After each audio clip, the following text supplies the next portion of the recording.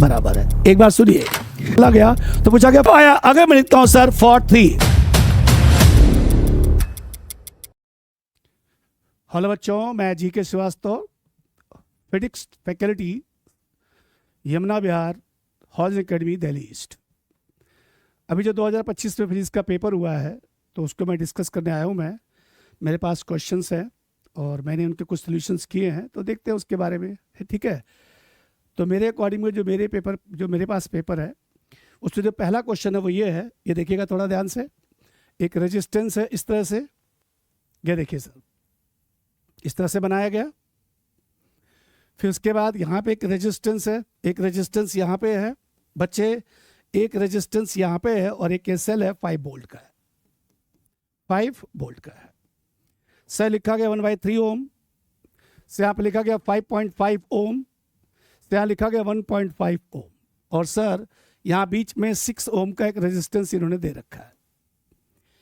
आगे सर ये लिखा गया 5 ओम, यहाँ लिखा गया आपका सर 2.5 ओम, राइट।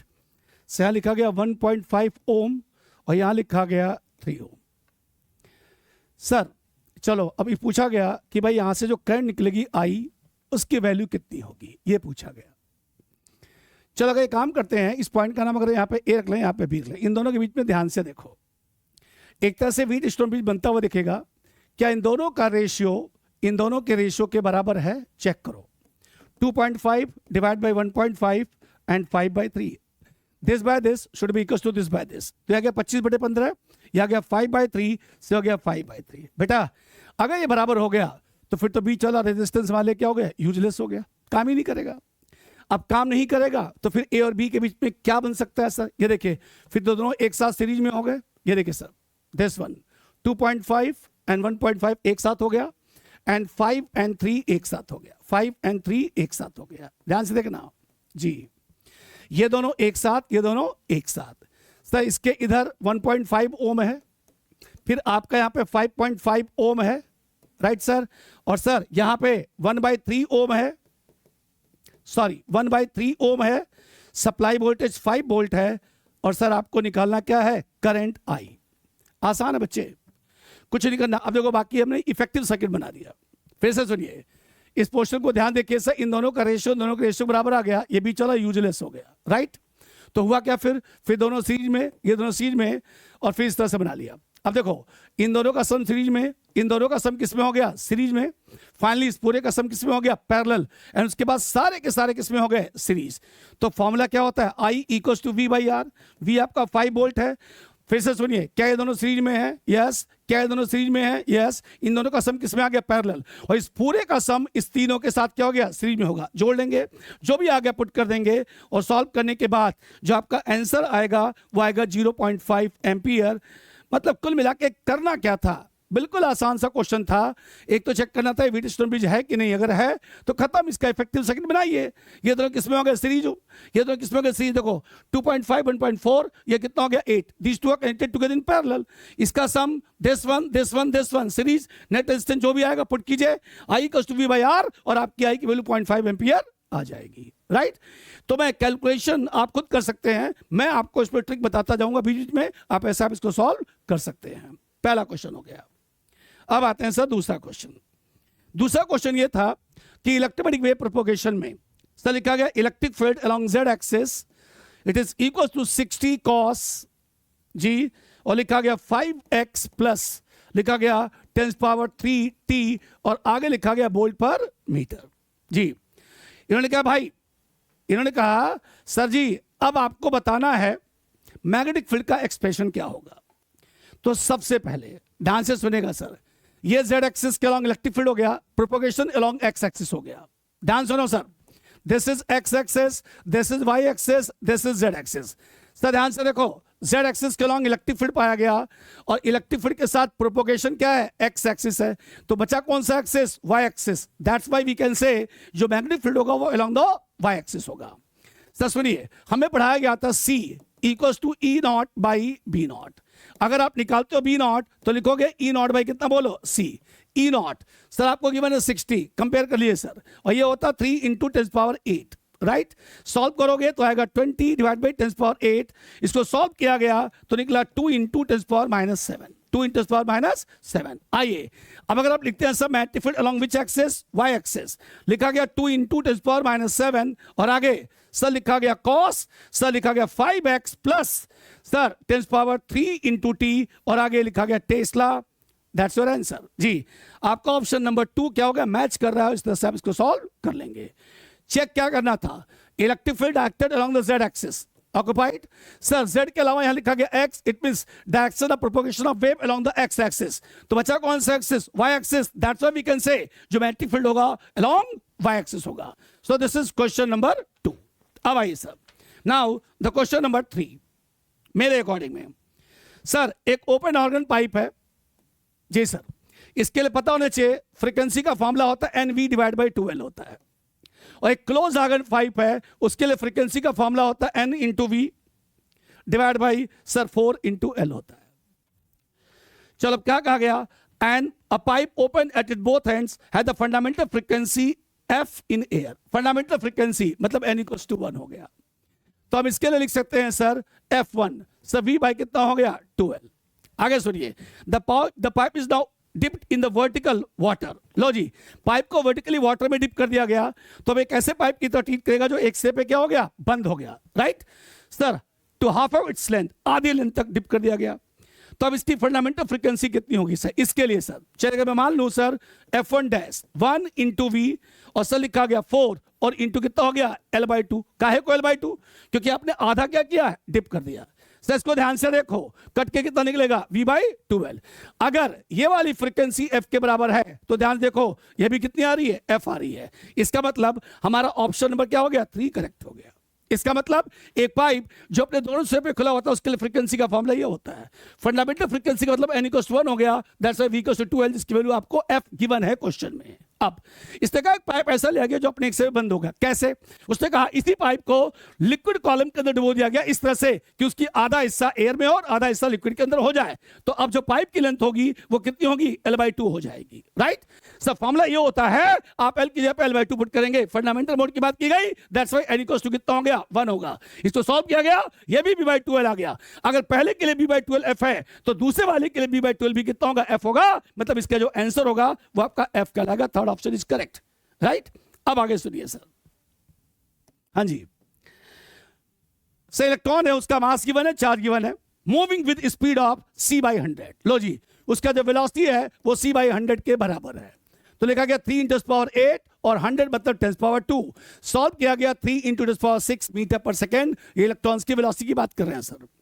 अच्छा sir, in a magnetic field of 9 × 10⁻⁴ tesla perpendicular to direction of motion, we wish to apply the uniform electric field E together with magnetic fields, ताकि जो इलेक्ट्रॉन है वो दोनों से अनडिफ्लेक्टेड स्ट्रेट पाथ की तरफ move कर जाए।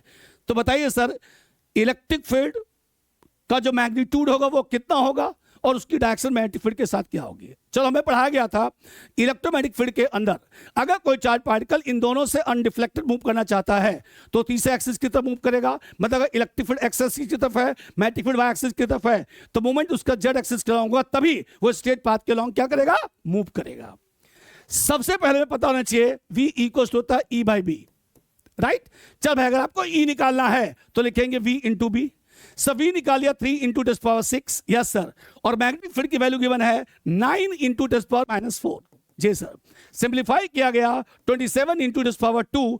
इसका मतलब हमारा जो आंसर आ रहा है 27 × 10⁻² वोल्ट पर मीटर। और ये जो इलेक्ट्रिक फील्ड होगी वो मैग्नेटिक फील्ड के कैसे होगी, परपेंडिकुलर होगी।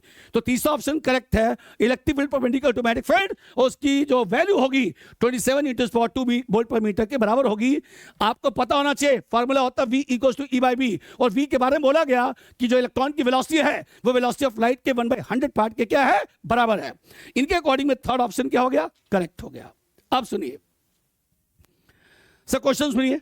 कहा गया in a certain camera the combination of 4 similar thin convex lenses are arranged coaxially in contact, then the power of combination and the total magnification comparison to the power P and magnification of M each lens। Simple सा question है भाई। इस तरह से by convex lens लिए गए 4, सुनेगा sir ध्यान से, 4 लिए गए, सबका पावर P है, यस सर, और सबका इंडिविजुअल मैग्नीफाइंग पावर कितना बोलो, m है। सर जो नेट पावर होगा P डैश वो लिखा गया P plus P plus P plus P, कितना हो गया 4P। ये तो फॉर्मूला पढ़ाया था सर आपको, है ना सर। और जो मैग्नीफाइंग पावर होती है वो इंडिविजुअल मैग्निफिकेशन के प्रोडक्ट के क्या होती है, बराबर होती है। So that's equals to m power कितना हो गया 4। ध्यान रखें कॉम्बिनेशन में net power equals to P1 plus P2 plus P3 plus P4 जितने भी होंगे कन्वेंशन के साथ पुट कीजिए, क्योंकि सबके सब आइडेंटिकल हैं, सबके सब बाई कन्वेक्स हैं। इंडिविजुअल का कितना बोलो P है, तो P plus P plus P plus P कितना हो गया 4P। और मैग्नीफाइंग पावर हमेशा उनके इंडिविजुअल मैग्निफिकेशन के प्रोडक्ट के क्या होती है, बराबर होती है। क्योंकि सारे के सारे आइडेंटिकल हैं, इसे सबका मैग्नीफाइंग पावर m होगा, m into m into m into m, it means m power 4। सो इसका चौथा ऑप्शन करेक्ट हुआ 4P एंड m पावर 4। आइए सर अगला क्वेश्चन देखते हैं सर। कहा गया 2 ampere current is flowing through the two different small circular copper coils having the radii ratio 1:2, right. So हमें मैग्नेटिक मोमेंट्स की बात की गई। 2 ampere current is flowing through two different small circular copper coil having radii ratio 1:2। yes sir, copper की दो coil ली गई जिनकी radii ratio 1:2 के बराबर है। सर उनमें करंट का जो फ्लो है सर दोनों के लिए 2 एम्पियर है, 2 ampere ratio 2 ampere, so we can say 1:1 हो गया। कहा मैग्नेटिक मोमेंट बताओ, सो m इक्वल्स टू कितना हो गया I into A, ratio I as it is और एरिया हो गया पाई r का स्क्वायर। लो भाई अगर निकालना चाहते हो m1 बाई m2 तो ध्यान से सुनो, आप लिखोगे r1 बाई r2 का होल स्क्वायर। क्यों, अरे भाई दोनों के लिए I सेम है एंड दोनों के लिए पाई की वैल्यू क्या हो गया, सेम हो गया। चूंकि रेडियाई का रेशियो 1:2 है, इसका स्क्वायर करोगे 1:4 आ जाएगा। So which option is correct, sir option number 2 is correct. ये क्वेश्चन नंबर 6 था, राइट। चलिए अब आते हैं 7वां, ये थोड़ा सा अच्छा क्वेश्चन है, ध्यान से देखिएगा सर। सर यहां पर लिखा गया 1 ओम, थोड़ा मैं इस पेन को पतला कर लेता हूं मैं क्योंकि काफी मोटा हो गया बच्चे। आइए दोबारा समझते हैं सर। हाँ जी ये देखिए एक रेजिस्टेंस ये, एक रेजिस्टेंस ये है, यहां पे एक रेजिस्टेंस, यहां पे एक रेजिस्टेंस, बच्चे इसको यहां से मिला दिया गया। ध्यान सुनिए सर, यहां लिखा गया R1 1 ओम, सर यहां पे R2 सर लिखा गया आपका कितना 3 ओम जी। फिर लिखा गया यहां पे R3 सर 2 ओम और यहां लिखा गया R4 सर यहां लिख दिया गया 4 ओम, राइट। और फाइनली इसको सप्लाई के साथ जोड़ दिया गया। सप्लाई वोल्टेज 50 वोल्ट के बराबर है। ये देखिए sir supply voltage sir 50 volt के बराबर है। सर चलो मैंने मान लिया यहां पर A और B, सर इन्होंने पूछा है नो, यहां लो लिखा C एंड D, लो बेटा इसको हटा दिया और इन्होंने यहां लिखा है C एंड D और पॉइंट यहां लिख दिया गया A, सर यहां क्या लिखा गया B। तो आगे बताइए सर इसके क्रॉस करंट का फ्लो कितना होगा, कुछ नहीं करना sir. These two are connected together in parallel and these two are connected together in parallel, right है। सबसे पहले आप एक काम करेंगे, सर्किट का नेट रेजिस्टेंस निकालेंगे। मतलब अगर मैं इसका इफेक्टिव सर्किट बनाऊं तो देखो ध्यान से, ये लिखा जाएगा इस तरह से, दोनों एक साथ और सर ये दोनों एक साथ ऐसे। सप्लाई वोल्टेज 50 वोल्ट लिख दिया गया यहां पे सर, ये देखिए सर 50 वोल्ट, राइट। से 1 ओम है, यहां क्या लिखा गया 3 ओम सर, और यहां लिखा गया 2 ओम और यहां क्या लिखा गया 4 ओम। चलो भाई सर इसका रेजिस्टेंस चलो मैंने मान लिया R1, सॉरी इसको मैंने मान लिया चलो R डैश और यहां मैंने मान लिया कितना बोलो R डबल डैश। तो चूंकि पैरेलल में है तो लिखा गया 1 इंटू 3 डिवाइड बाई 1 प्लस 3, सो लिखा गया 3/4 और R डबल डैश चूंकि दोनों पैरेलल में है तो लिखा गया 2 इंटू 4 डिवाइड बाई 2 प्लस 4, तो लिखा गया 8/6 मतलब लिखा गया 4/3। Now these two are connected together in series, net resistance जोड़ लीजिए सर, सो लिखा गया 3/4 एंड प्लस 4/3। एलसीएम लो भाई, एलसीएम आएगा 12, ये हो गया 9 प्लस 16 तो लिखा गया 25/12। This is the net resistance. अब आप निकालेंगे current I equals to V by R। V कितना भैया 50 है और यहां लिखा गया 25 बटे कितना हो गया 12। यस सर ये हो गया सर 24 एम्पियर। सबसे पहले मैंने ये निकाला भाई, यहां से जो करंट निकला वो 24 एम्पियर गया, 24 एम्पियर। अब ध्यान से सुन सर, इस पॉइंट पे आ जाए बेटा, यहां लिखा गया A, यहां क्या लिखा आपने B। चलो यहां पे बीच में लिख दिया गया C, यहां क्या लिखा गया D। आपने ये निकाला, ये समझ में आ गया ना बेटा। देखो these two are connected together in parallel, इसका नेट रेजिस्टेंस 3/4 आएगा। these two are connected together in parallel, इसका नेट रेजिस्टेंस 4/3 आएगा। देन अगेन इन दोनों का सम किसमें हो गया, सीरीज में। नेट रेजिस्टेंस निकाला, सर्किट में नेट करंट का फ्लो निकाल लिया, राइट है। अब देखिए अब मैं इन चूंकि जगह की जरूरत है इसलिए इन तमाम चीजों को मैं यहां से हटाता हूं सर, और आप ध्यान से देखिएगा हमारा करंट निकला है 24 एम्पियर। आइए सर यहां से निकला 24 एम्पियर, जो करंट यहां पहुंचा 24 एम्पियर। सर आपने इसको ऐसे बनाया था, 1 3 है एंड 2 4 है। लो जी इसको भी हटा देते हैं, ऐसे बनाया था, ये देखिए दिस वन सर, यहां पे this one and this one. चल भाई सर, यहां लिखा गया था ए, यहां लिखा गया था बी, बीच में सी है डी है। सर 1 ओम, सर 3 ओम, सर लिखा गया 2 ओम, साथ में लिखा गया 4 ओम, राइट। सर ध्यान देखिए सर, अगर मैं इसके अक्रॉस पोटेंशियल निकालूं V1, तो करंट इंटू रेजिस्टेंस, रेजिस्टेंस क्या निकला था बताना, 1 इंटू 3, ये सर 3/4 सॉल्व करेंगे, ये निकला 18 वोल्ट, राइट है। और सर देखो यहां सॉल्व करोगे निकलेगा V2, सर 24 एम्पियर है सर। इसका निकाला था आपने 4/3 शायद, जी सर। तो ये निकला आपका सर दिस 12 ओम, ठीक है सर। 18 12 30 गलत आ रहा भाई, सुनो। इसका नेट रेजिस्टेंस निकाला था आपने 1 इंटू 3 डिवाइड बाई 1 प्लस 3, तो 3/4, यस सर। नेट करंट वही निकलेगी सर 24 एम्पियर और 3/4 तो हो गया 18 वोल्ट, ठीक है सर। इसका निकाला था आपने 2 into 4 divide by 2 plus 4, 6/8 sir लिखा आपने, सॉरी 8/6, सॉरी 8/6, तो लिखा गया था 4/3। लो जी 4/3 तो हो गया आपका 12 वोल्ट, यस सर। 18 और 12 कितना हो गया, 12 वोल्ट, ओके। अब सुनना, इसका मतलब यहां जो करंट का फ्लो होगा 18 एम्पियर, जो होगा 18 वोल्ट, यहां भी 18 वोल्ट। सो फॉर्मूला क्या होता है, V = I × R। तो यहां जो करंट आएगा वो 18 एम्पियर आएगा, और यहां जो करंट आएगा वो कितना आएगा बोलो, 6 एम्पियर, राइट है। अब जरा सुनिएगा सर, यहां पे आपने लिखा 12 वोल्ट, ये आपका यहां पे आएगा 6 एम्पियर, और यहां पे कितना आएगा बोलो, 3 एम्पियर। वोल्टेज के अकॉर्डिंग में आप निकाल सकते हो। अब आइए सर, इसको ऐसे आपने बनाया था जी, इसको आपने यहां पे ऐसे बनाया था, और लास्ट में आपने इसे सप्लाई से क्या किया, जोड़ दिया। यहां देखिए, यहां लिखा गया 18 एम्पियर, यहां लिखा गया 6 एम्पियर। सर यहां कितना गया बोलो, 6 एम्पियर, और यहां कितना गया 3 एम्पियर। एक मिनट ये जा देखता हूं, 1 ओम, 3 ओम, 2 ओम, 4 ओम, राइट। सप्लाई एक बार बेटा दोबारा करना पड़ेगा, एक मिनट रुकिए जरा इसको।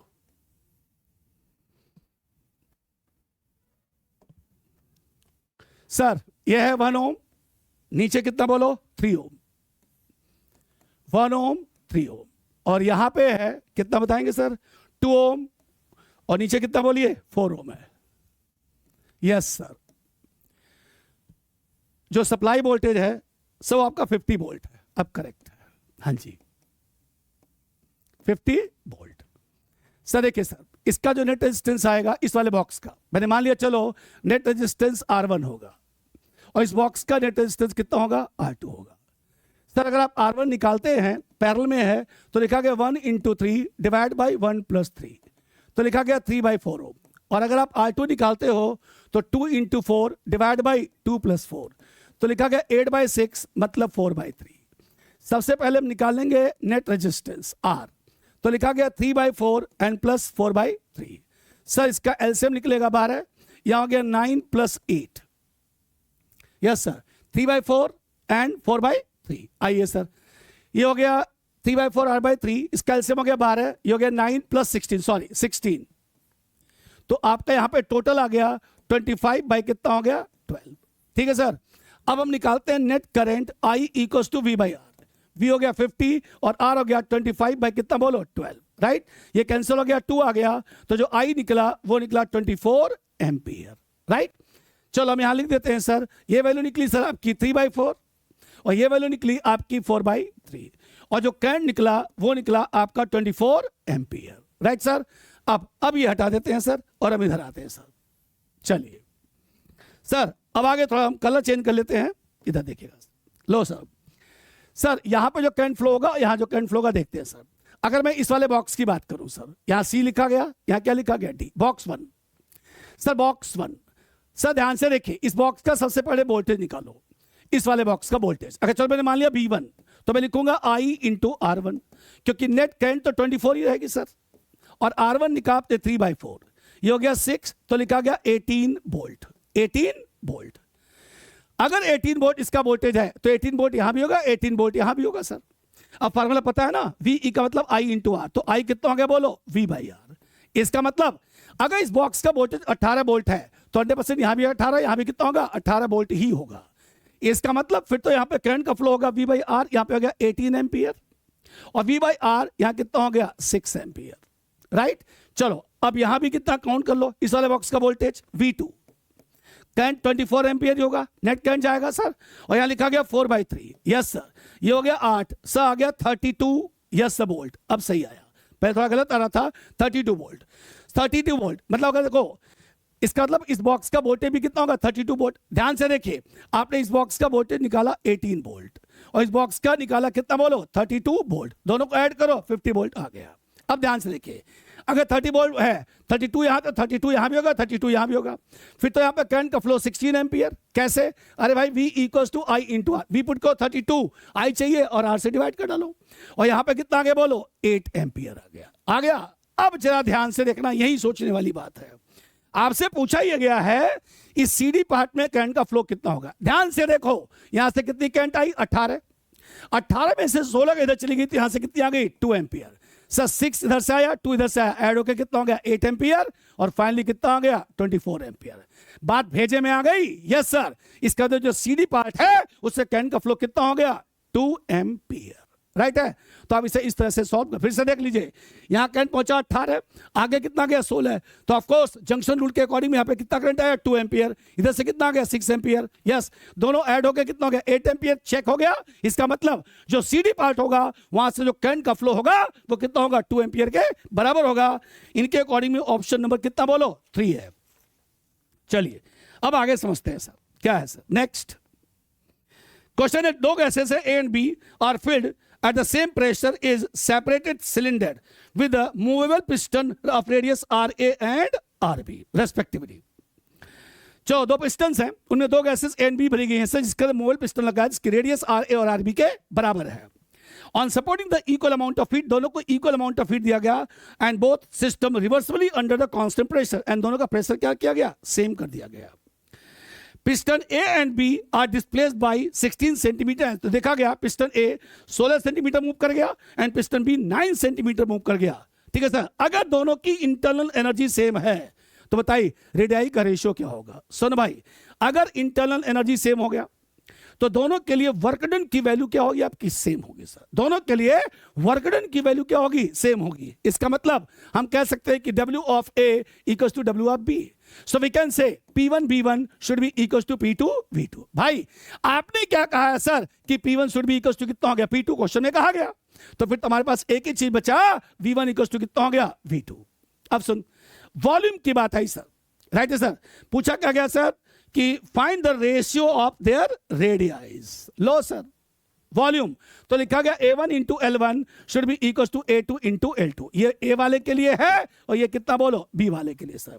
चलो यहां लिखेंगे पाई इंटू आर ए का स्क्वायर L1, यहां लिखेंगे पाई इंटू आर बी का स्क्वायर, साथ में कितना हो गया L2, सब कुछ कर जाएगा। तो यहां लिखा गया R A by R B का whole square equals to L2 by कितना हो गया L1। सर हमें निकालना है आर ए बाई कितना हो गया आर बी, रूट के अंदर L2 बाई क्या लिखोगे L1, और आपको गिवन था 16 सेंटीमीटर और 9 सेंटीमीटर, L1 और L2, तो यहाँ L2 9 है, ये 16 है, आंसर क्या निकला 3:4। सर ऑप्शन नंबर 3 करेक्ट है। एक बार दोबारा समझा दूं सर, कहा गया दो हमारे पास सिलेंडर्स है जिनकी रेडियाई का रेशियो अलग अलग है सर, वो गिवन है सर, वो हमें निकालना है सर। चलो जी ऐसे दे दिया गया सर, अलग अलग है, इनके अंदर दो डिफरेंट गैसें भर दी गई सर। इसके अंदर पिस्टन है जो मूवेबल है, राइट। पहला पिस्टन 16 सेंटीमीटर मूव करता है, दूसरा पिस्टन 9 सेंटीमीटर क्या करता है मूव करता है सर। इस दौरान बोला गया सर कि इंटरनल एनर्जी में कोई चेंज नहीं रहता है सर, प्रेशर क्या है कांस्टेंट है। ये तमाम चीजें अगर कांस्टेंट है तो 100% वर्क डन क्या होगा दोनों पिस्टन में क्या होगा सेम होगा। अगर ऐसा हुआ तो फिर तो वर्क डन का फॉर्मूला क्या होता है P1 V1 should be equals to P2 V2। अब आपके क्वेश्चन में बोला गया कि भाई साहब सुनिए, इसका मतलब यह हुआ कि अगर प्रेशर भी आपने सेम कर दिया तो फिर V1 should be equals to कितना हो गया V2, और वॉल्यूम का मतलब क्या होता है एरिया इनटू लेंथ, एरिया हो गया सर, एरिया क्या हो गया पाई आर का स्क्वायर, एरिया क्या हो गया पाई आर का square, simplify that and get your answer. आपका आंसर निकला 3:4, राइट। तो आप पहचानने की जरूरत थी सर। नेक्स्ट सर देखिए, अगला क्वेश्चन थोड़ा अच्छा है, मिक्सिंग की बात करें सर।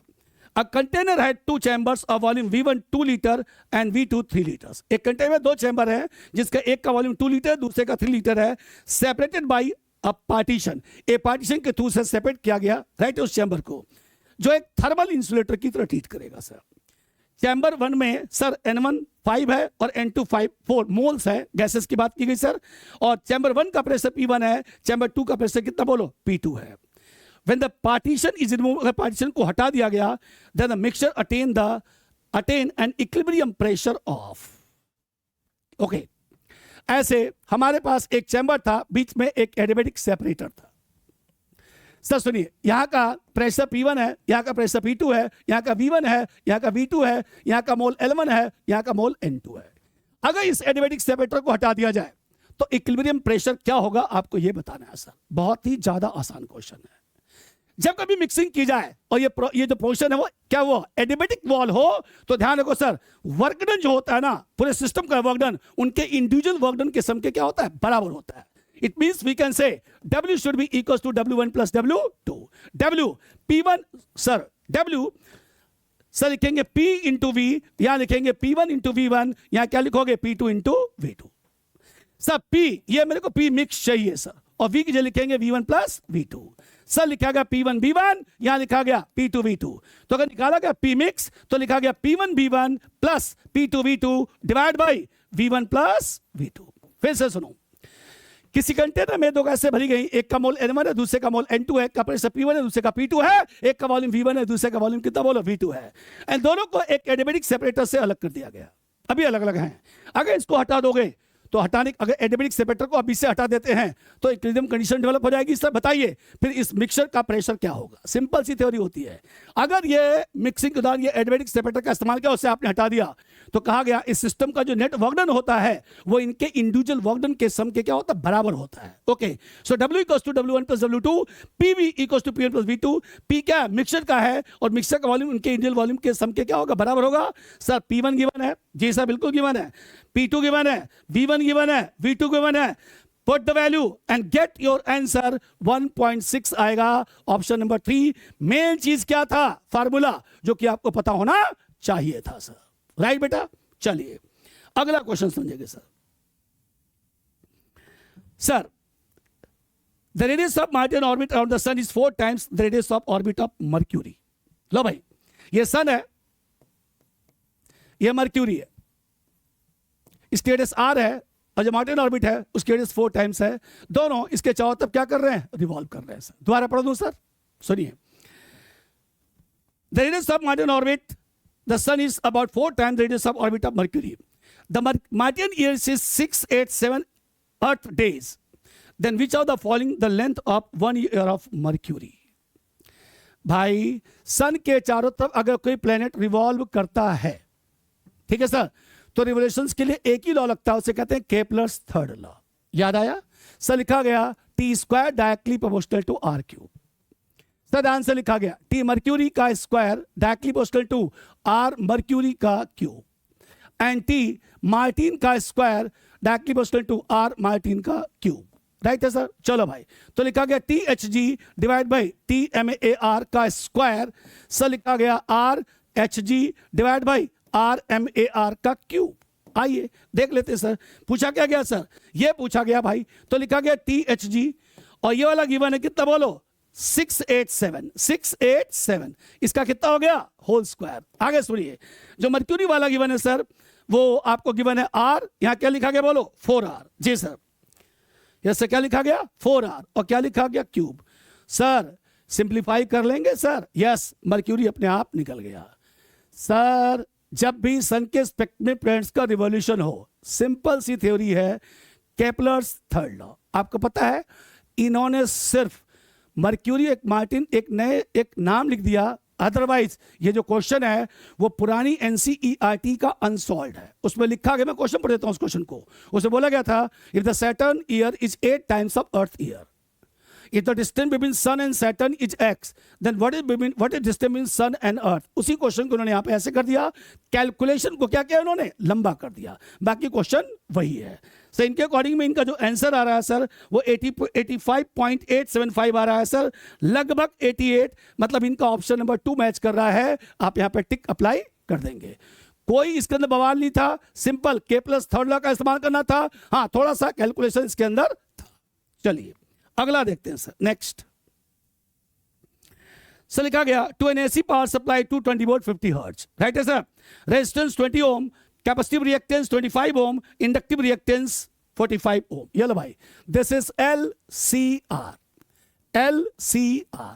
सर लिखा गया XL, इंडक्टिव रिएक्टेंस 45 ओम, सर कैपेसिटिव रिएक्टेंस सर लिखा गया 20 ओम, 25 ओम जी सर, और रेजिस्टेंस 20 ओम। इसे कनेक्ट किया गया सर एसी सोर्स से 220 volt, yes sir, and 50 hertz AC supply से, राइट। पूछा क्या गया सर, पहले तो करंट बताइए और फेज एंगल बताइए सर, सिंपल सी थ्योरी है। चलो बड़ा ध्यान से देखो, सबसे पहले हमें निकालना पड़ेगा इंपीडेंस। सर सुनिए, Z सर आपका जो XL 45 है, सॉरी, तो लिख दिया गया XL माइनस XC का स्क्वायर एंड प्लस कितना हो गया R का स्क्वायर। चलो भाई सर लिखा गया 45 माइनस 25, 45 माइनस 25 का स्क्वायर, और यहां लिखा गया 20 का स्क्वायर। बेटा ध्यान से देख, ये भी 20 आया, 20 आ गया, तो जो Z निकला वो 20√2 ओम आ गया, राइट। देखो भैया फार्मूला होता है V equals to I into Z। Sir I into R होता है, लेकिन यहाँ R तो है नहीं, Z है, सो दैट्स वाई अगर लिखा गया वर्चुअल करंट तो लिखा गया V बाई Z। तो 220/20 कितना भैया, √2। लो सर कैंसिल हो गया, 11/√2। इसको और सही से सॉल्व करो, 11√2 और बाई कितना हो गया 2, 11√2/2। सर इसको सॉल्व करोगे 5.5 इंटू 1.4, लगभग सॉल्व करने के बाद जो आपका आंसर आएगा वो निकलेगा 7.8 एम्पियर। पहला आंसर आ गया। अब आपको अगर एंगल निकालना है उसके लिए फॉर्मूला पढ़ाया गया था XL minus XC by R, या XC minus XL by R भी लिख सकते हैं सर आप। हाँ जी, ये लिखा गया 45, ये लिखा गया 25, नीचे क्या लिखा गया 20। सर 20 से 20 कट के कितना गया 1, दैट्स इक्वल्स टू 10 45। तो भैया जी जो फाई निकला वो क्या निकला 45 डिग्री। अब कौन सा ऑप्शन मैच कर रहा, तीसरा ऑप्शन जी, 7.8 एम्पियर और एंगल कितना बोलो 45 डिग्री। सो सीधा फॉर्मूला बेस्ड क्वेश्चन था, LCR सीरीज सर्किट, राइट है। चलिए अगला क्वेश्चन देखते हैं सर हम लोग, क्वेश्चन नंबर, ठीक है सर, नेक्स्ट क्वेश्चन सर। एक वायर है भाई, लो सर, उस वायर का रेजिस्टेंस कितना बोलो R है, उसे 8 इक्वल पार्ट्स में काट दिया गया, तो हर वायर का रेजिस्टेंस R/8 हो गया।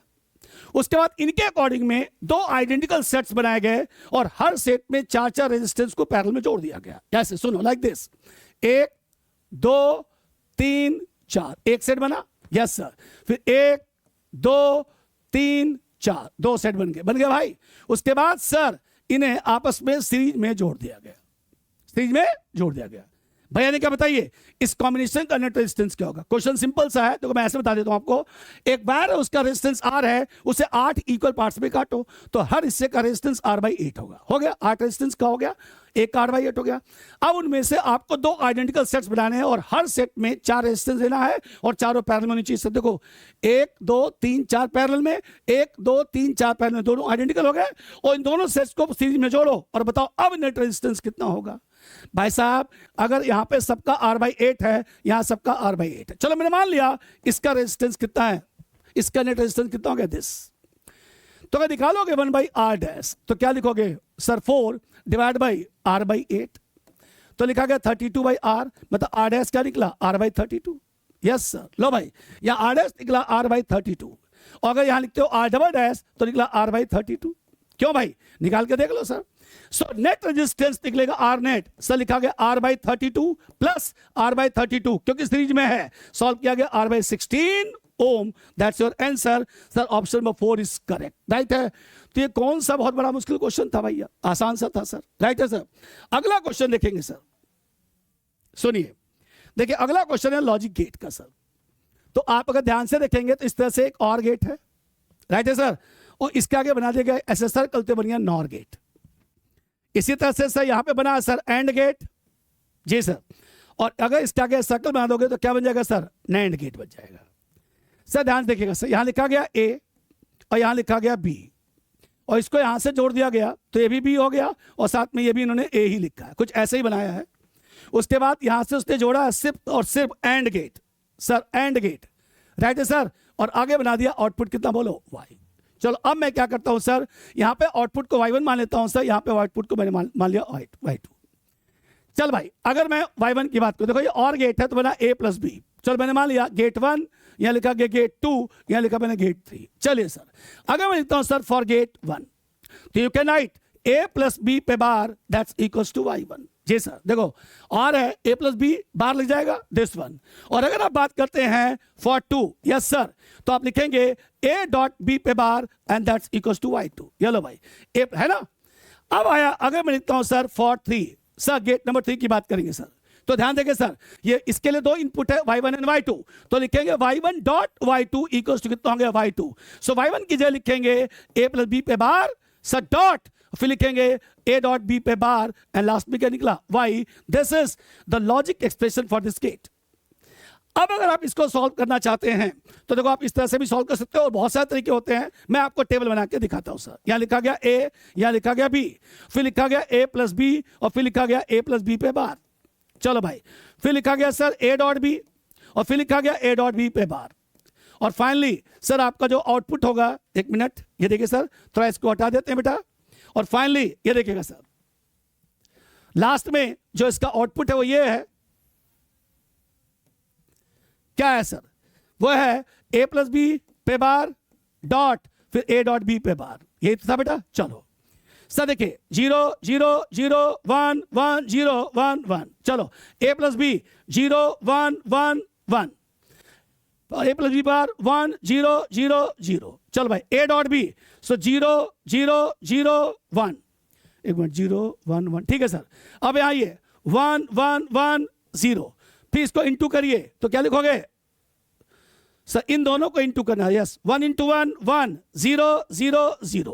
ध्यान से देखो सर, ये जो गेट बनेगा ये आपका बनता है NOR gate, so this is an output of NOR gate, that's why the option is first option is correct, right है सर। चलिए सर अगला क्वेश्चन देखते हैं सर, नेक्स्ट सर लिखा गया 2। अच्छा देखो अगला जो क्वेश्चन है वो पुरानी एनसीईआरटी का अनसॉल्व्ड है, पुरानी एनसीईआरटी का अनसॉल्व्ड है कूलम्स लॉ चैप्टर के अंदर। चलिए कहा गया 2 identical charge conducting spheres A and B have their centers separated by a certain distance. Charge on each sphere is Q and the force of repulsion between them is F. लो भाई, दो identical हैं A and B, sir दोनों पे charge की value Q है, और इनके बीच का जो डिस्टेंस है वो चलो मैंने मान लिया R है, और इनके बीच जो रिपल्सन फोर्स है कितना बोलो F है। This is step 1। आगे सुनो जी sir, a third identical uncharged sphere, तीसरा आइडेंटिकल स्फीयर है जो अनचार्ज है, सबसे पहले उसे ए के साथ टच किया गया और फिर अलग कर लिया गया, ठीक है सर, फिर से बी के साथ टच किया गया और फिर अलग कर लिया गया। अब बताइए ए और बी के बीच लगने वाले नए फोर्स की वैल्यू क्या होगी। आइए सबसे पहले हम स्टेप 2 की बात करते हैं सर। अगर ए वाले को सी वाले के साथ, सी कैसा है अनचार्ज है, तीसरा लिया गया सी वाला वो क्या है अनचार्ज है, और तीनों की सरफेस एरिया क्या है सेम है। भाई साहब यहां पे क्यों है, यहां पे 0, तो अगर आप टच करने के बाद इन दोनों को एक दूसरे से अलग करेंगे, ये देखिए, तो यहां जो चार्ज आ गया आधा बढ़ जाएगा Q/2, यहां चार्ज आ गया सर Q/2, क्यों सेपरेशन चार्ज डिस्ट्रीब्यूशन। अब आया स्टेप 3 में सर, अब सर बी वाला लिया गया और सी को दोबारा टच किया गया। सर ध्यान से देखिए, बी पे चार्ज क्यों था और यहाँ पे Q/2 आ चुका है सर, यस सर यहाँ पे Q/2 आ गया सर, तो अब इसका जो नेट चार्ज हो गया Q प्लस Q/2 सर लिखा गया 3Q/2। अब अगर आप बी को और ए सी को एक दूसरे से अलग करते हैं तो जो चार्ज ऑन बी डैश पाया जाएगा वो इसका आधा हो जाएगा सर, तो लिखा गया 3Q/4, और यहां भी निकला चार्ज ऑन सी डैश निकला 3Q/4 हो गया। पूछा गया अब बताइए स्टेप 4 फाइनली जी, अब ये हो गया ए, यहां कितना हो गया बी, सेम डिस्टेंस। ध्यान से सुनो भैया, ए एंड बी, ए पर जो चार्ज आ गया Q डैश जी सर लिखा गया Q/2, यहां लिखा गया QB डैश, यहां लिखा गया 3Q/4। बताइए अब इनके बीच फोर्स कितना लगेगा, आइए देखते हैं सर। अगर इनके बीच force dash 1/4πε0 Q1 Q/2 and लिखा गया 3/4 डिवाइड बाई कितना बोलो, आर का स्क्वायर। तो जो एफ डैश निकला सर ध्यान से देखना 1/4 into Q square by R का स्क्वायर, और साथ में लिखा गया 3/8। सर अगर इन दोनों के बीच फोर्स निकालते हो तो फॉर्मूला क्या लिखोगे, 1/4 इंटू क्यू स्क्वायर बाई कितना बोलो, आर स्क्वायर। सर अगर ध्यान से देखेंगे तो निकला 3/8 टाइम्स अब कितना हो गया, एफ हो गया। सर आपका ऑप्शन हो गया पहला वाला, दिस वन। सिंपल है, ये शेयरिंग ऑफ चार्ज का क्वेश्चन है। इस क्वेश्चन की खासियत ये थी कि ए और बी और सी, जिसमें सी अनचार्ज था, तीनों की सरफेस एरिया क्या थी, सेम थी। पहले ए और बी के बीच फोर्स देख लीजिए, 1/4 Q1 into Q2 by R का स्क्वायर निकाल लीजिए। अब इन्होंने कहा ए वाले को सी वाले को ए वाले के साथ टच करो और अलग करो। टच करोगे तो चार्ज आधा बढ़ जाएगा क्योंकि दोनों की एरिया सेम है। उसके बाद सी वाले को दोबारा बी वाले के साथ टच करो और अलग करो। अब बी और सी का नेट चार्ज जितना आएगा उसका आधा करके अलग कीजिए। अब देखिए ए पे जो चार्ज आ गया Q/2 आ गया और बी पे कितना आ गया, 3Q/4 आ गया। अब जो फोर्स निकला इनके बीच वो पहले वाले फोर्स के 3/8 टाइम्स के क्या हो गया, बराबर हो गया। राइट सर, ये हमारा क्वेश्चन था सर। नेक्स्ट अगला देखते हैं सर। सर हाँ जी, क्वेश्चन ये है, एक मिनट बेटा, हाँ जी। In some appropriate units, time t, position x, relation to moving particle given by this. मतलब उन्होंने कहा t equals to x square plus x, एक पार्टिकल मूव करता है along the straight line, so along a particle moving, ठीक है sir, जिसके लिए टाइम और x के बीच रिलेशन आपका ये गिवन है। पूछा क्या, बताइए एक्सेलरेशन क्या होगा। सिंपल सा क्वेश्चन है। देख बेटा, सबसे पहले आप लिखोगे dt/dx, डिफरेंशिएट कर लो। क्या लिखोगे, 2x+1 सर बाई 1। यस, इसको उल्टा कर लो बेटा, तो लिखोगे dx/dt, तो लिखा गया 1/2x+1। पता आपको सर, इसी को कहते हैं वेलोसिटी, तो लिखा गया 2x+1। अब आप ध्यान से देखेंगे आपके जितने ऑप्शन हैं वो 2x+1 के फॉर्म में ही गिवन है। अब आइए, हमें चाहिए एक्सेलरेशन, तो दोनों साइड को with respect to t differentiate किया। ये देखिए मैं लिखा सर d/dt और यह लिख दिया sir 2x+1 rest to power कितना लिखा, -1, इसको ऊपर ले लिया। सर अब मैंने यहां पे लगा दिया फंक्शन ऑफ अ फंक्शन, जिसको आप लोग चेन रूल कहते हो।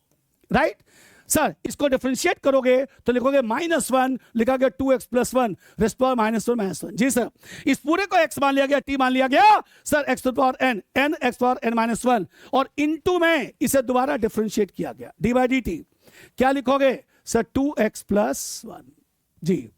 ये क्या बन गया सर, एक्सेलरेशन बन गया। ये बना सर 1/2x+1 का स्क्वायर। कैसे, बिल्कुल सर।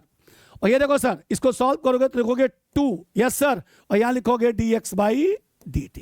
राइट बेटा, ध्यान से देख, यहां लिखा गया माइनस, यहां लिखा गया 2x+1 का स्क्वायर। राइट सर, यहां लिखा गया 2 dx/dt। यस सर, ये आपका निकला था 1/2x+1 जी सर। इसको सॉल्व किया गया तो जो हमारा आंसर निकला वो निकला -2 डिवाइड बाई 2x+1 का कितना भाई, cube. That's your answer. Sir देखो ये आपका तीसरा ऑप्शन हमारा मैच कर रहा है sir, and that option is correct. Right sir, चलिए अगला क्वेश्चन देखते हैं हम सर, क्या हो सकता है sir. Which of the following options depend in the variation of photoelectric current with property shown of the light? Yes sir, ध्यान से सुनो। फोटोइलेक्ट्रिक करंट मतलब number of ejected photoelectrons depends on intensity of light, not depends on frequency of light. इसका मतलब sir ध्यान से सुनिए, अगर लिखा गया इंटेंसिटी या लिखा गया नंबर ऑफ फोटोइलेक्ट्रॉन्स, जिसको हम फोटो करंट कहते हैं, so we get a straight line. और अगर यही नंबर ऑफ फोटो इलेक्ट्रॉन्स, जिसको कहते हैं फोटो करंट, और लिखा गया frequency, we get a straight line. तो सर ध्यान से देखो, इन चारों में सिर्फ पहला जो ग्राफ है वो एक्यूरेट है। पढ़ लो, photo electric current versus intensity of light, यही मैच कर रहा है। ग्राफ ए इज करेक्ट, बाकी सारे के सारे क्या है, इनकरेक्ट है। राइट सर, चलिए सर अब आगे पढ़ते हैं सर। नेक्स्ट क्वेश्चन सर जी, यहां देखिएगा सर, कहा गया a particle of mass m is moving around the origin with a constant force F pulling towards the origin. ठीक है sir, in the Bohr model, in a Bohr model is used to describe its motion, the radius r of the nth orbit and the particle v in the orbit depends as r का n के साथ proportionality बताइए और v का n के साथ proportionality बताइए। दो बड़ा आसान सा है, सर्कुलर मोशन है, न्यूक्लियस है, रेडियस कितने बोलो r है। अगर ये v वेलोसिटी से मूव करता है तो सर एक ही फॉर्मूला लगता है सर, याद है सर आपको सर जी? सब फॉर्मूला होता था F equals to mv² by R. कौन सा फोर्स? सेंट्रीफ्यूगल फोर्स उस पर क्या करेगा? एक्ट करेगा। अब बोर साहब ने एक बात बताया था सर कि जो ये मूव कर रहा है ना भैया, इसका एंगुलर मोमेंटम NH ओवर 2 पाई के क्या होगा? बराबर होगा। तो सर लिखा गया mvr equals to NH over कितना हो गया? 2 pi. mvr equals to NH over 2 pi. अब जरा हम यहां ध्यान से देखें सर। सर अगर मैं यहां से r निकाल लूं तो लिखूंगा NH ओवर 2 पाई mv, है ना बेटा? और इस r की वैल्यू को हम यहां पुट कर दें तो जो f निकलेगा वो निकलेगा mv², और यहां निकला NH ओवर 2 पाई m इंटू v। सर ये ऊपर जाएगा तो लिखा गया 2 पाई सर m², सर साथ में v³ और divide by n into h। Sir अगर मैं यहां से निकालता हूं v³ जी सर, तो मैं लिखूंगा FNH डिवाइड बाई 2 पाई और साथ में m³। बेटा ध्यान से देख, यहां जो v की प्रोपोर्शनलिटी आई ना, v³ directly proportional to n आया, तो जो v निकला बेटा ना वो डायरेक्टली प्रोपोर्शनल टू n/3। एक फंक्शन मैंने निकाल लिया कि v की प्रोपोर्शनलिटी इतनी होगी ना। अब आपको r निकालना है तो r के साथ आ जाइए सर। ये देखिए आपने r लिखा n into H divide by sir लिखा गया 2 पाई m इंटू v। देख ये कांस्टेंट, ये कांस्टेंट, ये कांस्टेंट, ये कांस्टेंट। ध्यान सुनो, अगर लिखेंगे n और v की प्रोपोर्शनलिटी एक दूसरे, यहां पे चलो k और n पावर 1/3। सुनेगा ध्यान से, ये सारे कांस्टेंट है तो r के लिए n और नीचे कितना हो गया? v। v की जगह पे ये है, मैंने कांस्टेंट लगा के अप्लाई किया। अगर मैं इसको ऊपर ले जाऊं, ध्यान सुनिएगा सर, तो लिखा गया n 1 माइनस 1/3, तो r लिखा 2/3। सर r की प्रोपोर्शनलिटी कितनी आ गई? 2/3। लो सर, इसका डी ऑफ चौथा ऑप्शन करेक्ट है जो आपको ये बताता है। तो सिंपल सी थ्योरी थी, चूंकि न्यूक्लियस के चौथे इलेक्ट्रॉन सर्कुलर ऑर्बिट में है तो सेंट्रीफ्यूगल फोर्स एक्ट करेगा mv² बाई आर। सर और दूसरा बोर साहब ने बताया था अगर इलेक्ट्रॉन रिवॉल्व करेगा तो इसका एंगुलर मोमेंटम NH और 2 पाई के क्या होगा? बराबर होगा। सबसे पहले मैंने यहां से r निकाला और यहां पे क्या किया? पुट कर दिया। पुट करने के बाद देखा बाकी सारी वैल्यूज कांस्टेंट है, so v³ directly proportional to n आया, so v equals to this. उसके बाद उसी v को मैंने यहां पुट किया, वहां पर देखा गया ये कांस्टेंट है, इसको कांस्टेंट k के साथ मल्टीप्लाई किया, चूंकि मेरे को n की प्रोपोर्शनलिटी चाहिए, ऊपर लिया, मैं देखा 2/3 आ गया सर, और हमारा ऑप्शन क्या हो गया? करेक्ट हो गया सर। चलिए सर अगला क्वेश्चन देखता हूं sir. Next sir, a Bob of heavy mass m suspended bye a light string L, the bob is given horizontal velocity v0 as shown in the figure। Sir figure given है, ये देखिएगा sir, इसको यहां से मिलाया गया और इसको यहां से मिलाया गया, ये सेंटर है। एक बॉब को यहां v0 वेलोसिटी से फेंका गया, चलो इस पॉइंट का नाम चलो मान लिया, चलो a मान लिया, इसका मास m है और धागे से बना है, धागे की लंबाई आपकी कितनी बेटा बोलो? l है, राइट सर।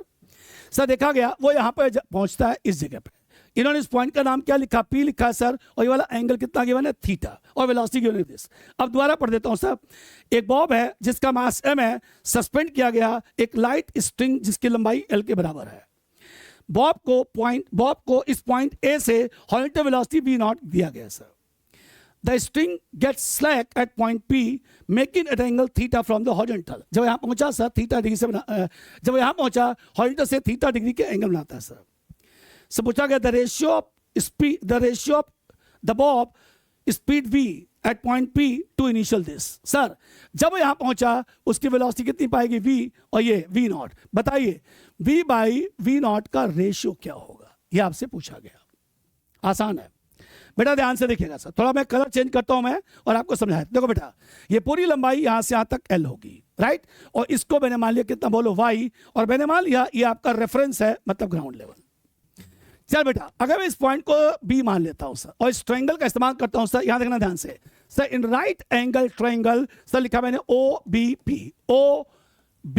एंड P, और मैं यहां से निकालता हूं साइन थीटा। जी सर, साइन थीटा परपेंडिकुलर और हाइपोटेनियस सर y/l आ गया। तो बच्चे यहां से जो y निकलेगा वो निकलेगा l साइन थीटा, क्योंकि हमें l भी पता और थीटा भी पता है सर, है ना। अब जरा ध्यान से देखना सर, एट P पर सर ध्यान से देखिए सर, P आपका पॉइंट ये है, इस जगह पे सर, इस जगह पे इसका वेट कहां लगेगा बेटा? नीचे। इसको ऐसे मिलाइए सर, ध्यान सुनिएगा सर, इस जगह इसका वेट ऐसे लगेगा, और अगर इसको मिलाया जाए ऐसे तो सर ये वाला एंगल भी कितना होगा, थीटा। सो कंपोनेंट होंगे mg cos थीटा, यहां पे क्या लिखोगे, mg sin theta, right. Invert लगेगा, चूंकि सर्कुलर मोशन है, सेंटर से बाहर एक फोर्स एक्ट करेगा, सर लिखा गया mv स्क्वायर बाई आर, तो लिखा गया mv स्क्वायर बाई कितना, आर की जगह पे क्या लिखोगे, एल लिखोगे। क्यों लिखोगे एल भाई, क्योंकि सर ध्यान से सुनना, क्योंकि यहां रेडियस धागे की लंबाई के क्या है, बराबर है। एक बार सुनिए, सबसे पहले मैंने स्ट्रेंगल की हेल्प ली, जो अननोन हाइट है वाई निकाल लिया, एल के फॉर्म में। फिर मैंने कहा इस पॉइंट पी पर आइए। चलिए अगर ध्यान देखेंगे तो यहीं से इसका वेट नीचे की तरफ एक्ट करेगा। से वाला एंगल भी कितना होगा, थीटा। सो दैट्स व्हाई यहाँ पे कॉस आएगा, यहाँ पे कितना आएगा, साइन। इसे बैलेंस करने के लिए सेंट्रीफ्यूगल फोर्स आपका यहाँ पे पाया जाएगा। हो गया। चलिए इसका मतलब we can say mv square by L and that's equals to mg sine theta. m से हम हटा सकते हो, तो v स्क्वायर सर लिखा गया lg sine theta. v square equals to lg sine theta. फिर से सुन लो, g साइन थीटा हो गया, mv स्क्वायर बाई एल हो गया। Now v square equals to lg sine theta, right. अब हम आते हैं sir at A and P. Use the law of conservation of energy. The total energy at A, that's equals to half mv naught का square. And the total energy at B, sir लिखा गया mg L plus y plus sir लिखा गया half mb square. ये भैया यहां जाओगे, kinetic energy होगी सर, जमीन से ऊंचाई L plus कितना हो गया, y होगा सर। यहां देखिए सर, आप m और m हटा सकते हो, तो लिखोगे v नॉट स्क्वायर बाई 2। यहां लिखा गया g और L प्लस y की जगह लिखेंगे आप L साइन थीटा। सर आगे बताओ, 1/2 और v square, sir v square की जगह लिखेंगे आप कितना, बोलो, ये देखो निकाला आपने, GL साइन थीटा। अब सुनिएगा सर, अब अगर इसको हम सॉल्व करते हैं सर पूरा का पूरा, सर v नॉट का स्क्वायर बाई 2, इस पूरे का एलसीएम आप ले लेंगे यहाँ पे 2, यस सर, यह आ गया 2 GL, यहां लिखा गया 2gl sign theta plus sir लिखा गया gl साइन थीटा, और बाई 2 से 2 उड़ गया, तो जो v नॉट निकला भाई वो निकला रूट के अंदर पूरा का पूरा।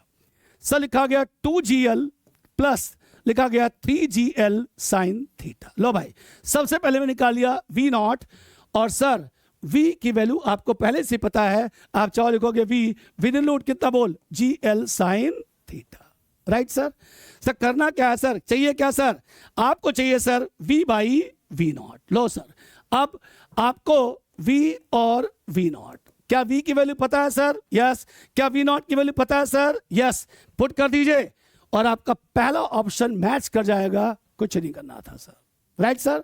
तो सिंपल सी थ्योरी थी इसमें, इस पॉइंट पर फोर्स को इक्वेट करना था, mg L sin theta should be equal to mv square by L। वहां से मैंने v निकाल लिया, फिर मैंने क्या किया, v नॉट की वैल्यू को वही gl sin थीटा के फॉर्म में निकालने के लिए यूज किया law of conservation of energy. The total energy at A should be equal to total energy at B equate किया। और ध्यान सुनो, मैंने v स्क्वायर की वैल्यू पुट किया ताकि ये भी पूरा का पूरा साइन के फॉर्म में आ जाए। अब मैंने v और v नॉट की वैल्यू पुट करनी, सॉल्व करके देखिए, पहला ऑप्शन आपका मैच कर जाएगा, राइट। तो ये भी आपका एक क्वेश्चन था, बट ये थोड़ा टाइम कंज्यूमिंग था, राइट सर। चलिए अगला क्वेश्चन देखते हैं सर, ये फुल वेव रेक्टिफायर का सर फुल वेव रेक्टिफायर है, ध्यान से सुनना, जिसका इनपुट वोल्टेज गिवन है, इनपुट सर लिखा गया 220 सर साइन 100 पाई टी, ये इनपुट है, right sir, first half cycles में। तो बात किया गया आउटपुट, आपको पता है सर ना, आउटपुट में जाओगे तो ये फंक्शन क्या होता है, नेगेटिव हो जाता है सर। हाँ जी बोलो, ये लिखा गया the full rectifier circuit is this, if the input supply is 220 volt sine pi T, अच्छा सर, देन एट 15 मिली सेकेंड, एट 15 मिली सेकेंड, चलो भाई ध्यान से सुनो, तो आउटपुट क्या लिखा जाएगा sir, 220 sine 100 pi T and 15 millisecond मतलब 10⁻⁻3। आइए सॉल्व करके देखते हैं। सर लिखा गया साइन, ये हो गया 15 पाई और इंटू 10⁻⁻1, और सॉल्व करो तो 220 साइन 15 पाई और बाई 10, जी सर नीचे कर लिया, तो सर निकला 220 साइन, सर लिखा गया 3 पाई बाई 2, मतलब हो गया साइन 2 साइन 180, मतलब निकला आपका 220 वोल्ट निकला। मतलब जो आपका आउटपुट वोल्टेज निकला वो कैसा निकला? नेगेटिव निकला सर, राइट सर। तो अगर नेगेटिव निकला तो ध्यान से सुनिए, ये आपका D1 है और ये क्या बोलो D2 है। इसका मतलब अब हम कह सकते हैं कि जो मेरी इनपुट सप्लाई हम नेगेटिव से स्टार्ट करेंगे। अगर हम इस पर्टिकुलर इनपुट सप्लाई में टाइम इक्वल्स टू, ये पर्टिकुलर इनपुट सप्लाई में time equals to 15 millisecond put करते हैं तो इनपुट वोल्टेज कैसा निकला? नेगेटिव, है ना भैया। इनपुट वोल्टेज कैसा निकला? नेगेटिव। मतलब प्राइमरी कॉइल का इनपुट वोल्टेज निकला नेगेटिव।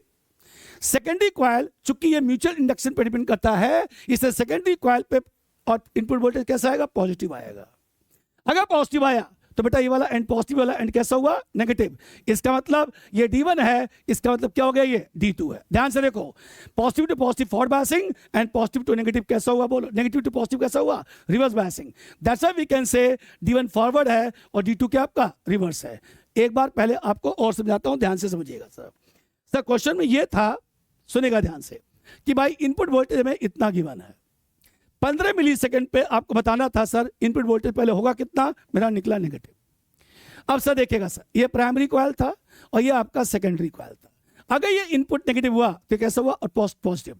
मतलब फिर तो ये वाला एंड पॉजिटिव वाला एंड कैसा हुआ? नेगेटिव। सप्लाई ऐसे दी जाती है। यहां से जुड़ा हुआ आपका D1, यस सर, और यहां से क्या जुड़ा? बोलो D2, राइट है।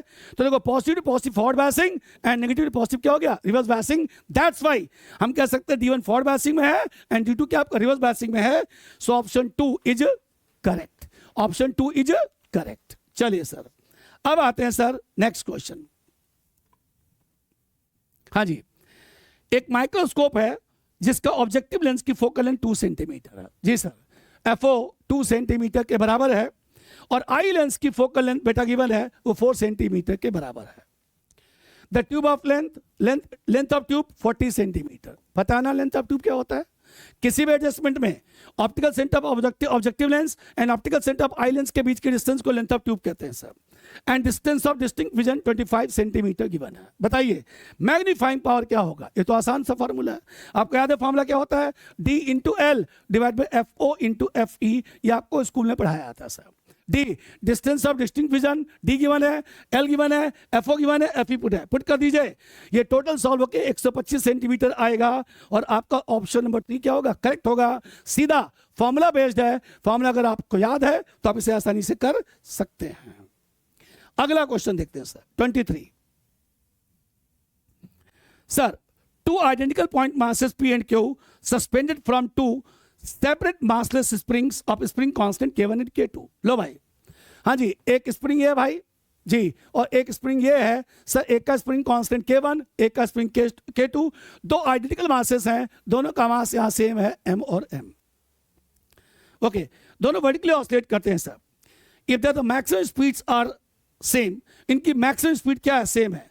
तो बताइए इनके एम्पलीट्यूड्स का रेशियो क्या होगा? और आपका ऑप्शन K1 और K2 के फॉर्म में गिवन। लो भाई, आपको याद है बी मैक्सिमम का फॉर्मूला A इंटू ओमेगा होता है, याद आया? तो कहना चाहते हैं A1 omega 1 equals to A2 omega 2। ध्यान से सुन, आपको पढ़ाया गया था T equals to 2 pi within root M by K। अगर लिखोगे T बाई 2 पाई तो सर लिखोगे within root M by K। बेटा यहाँ ध्यान देखना, तो लिखोगे 2 पाई बाई T, सर लिखोगे within root K by M। Sir इसी को कहते हैं ओमेगा, तो लिखा गया within root K by M। ध्यान से सुनो सर, स्प्रिंग के लिए टाइम पीरियड का फॉर्मूला ये होता है सर, उल्टा कर दो, यहां से ओमेगा निकाल लो। आ जाइए सर, लिखेंगे A1 और यहां लिखा गया 2 सर A1, चलो जी A1 साथ में ले भाई, A1 वो चाहिए, ओमेगा 1 तो लिखा गया K1 बाई M, फिर लिखा गया A2, फिर लिखा गया K2 बाई M। चाहिए क्या सर आपको? Sir A1 by A2। लो भाई, A1 बाई A2 लिखोगे तो आपका सॉल्व होकर निकलेगा K2 by K1। That's your answer. है कोई ऑप्शन सर? सर हाँ जी, इन्होंने उल्टा पूछा है A2 by A1, no problem. अगर आप A2 बाई A1 निकालोगे तो क्या निकलेगा? बोलो, within root K1 by K2। Sir option number 1 आपका क्या हो गया? करेक्ट हो गया। कुछ नहीं था भाई, इन्होंने खुद ही कह दिया मैक्सिमम वेलोसिटी सेम है। मैक्सिमम वेलोसिटी का फॉर्मूला क्या होता है? A इंटू ओमेगा, और ओमेगा का फॉर्मूला होता है K by M। Put the value, आपसे जो भी पूछा जाए A1 बाई A2 या A2 बाई A1 आप यहां से निकाल सकते हैं, इसके अंदर कोई रॉकेट साइंस नहीं है। राइट है सर? चलिए अब हम आगे भी देखते हैं sir. Next question sir, next question theory part है। क्या है सर? ध्यान सुनिएगा सर। एक पैरेलल प्लेट कैपेसिटर है जिनकी made of circular plates is being charged such at the surface charge density on its plates is increasing at the constant rate with time, the magnetic field arising due to the displacement current.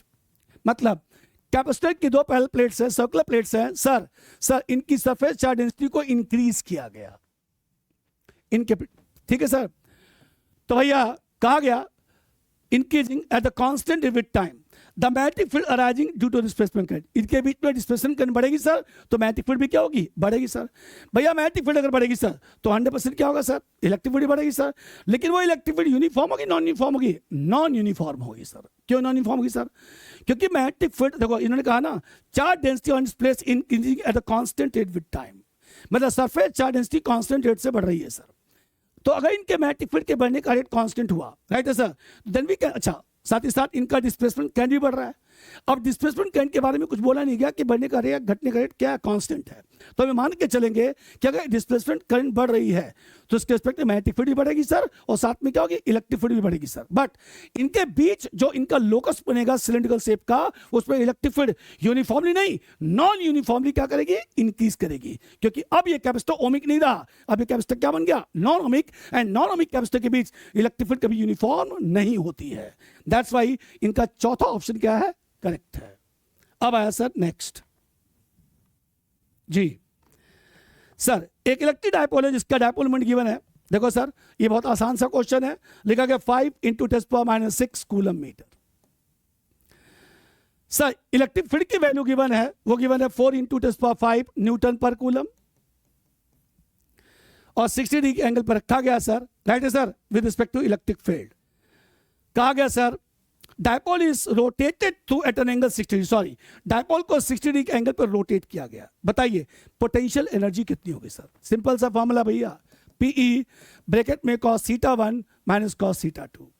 Sir P की जगह लिखा गया 5 × 10⁻⁶, लिखा गया 4 × 10⁵, से लिखा गया cos 0, यहां लिखा गया cos 60। काहे को cos 0, उसने कहा यूनिफॉर्म इलेक्ट्रिक फील्ड में 60 डिग्री के एंगल पे घुमा दिया गया। इसका मतलब उसका इनिशियल एंगल 0 डिग्री था और फाइनल एंगल कितना हो गया, 60।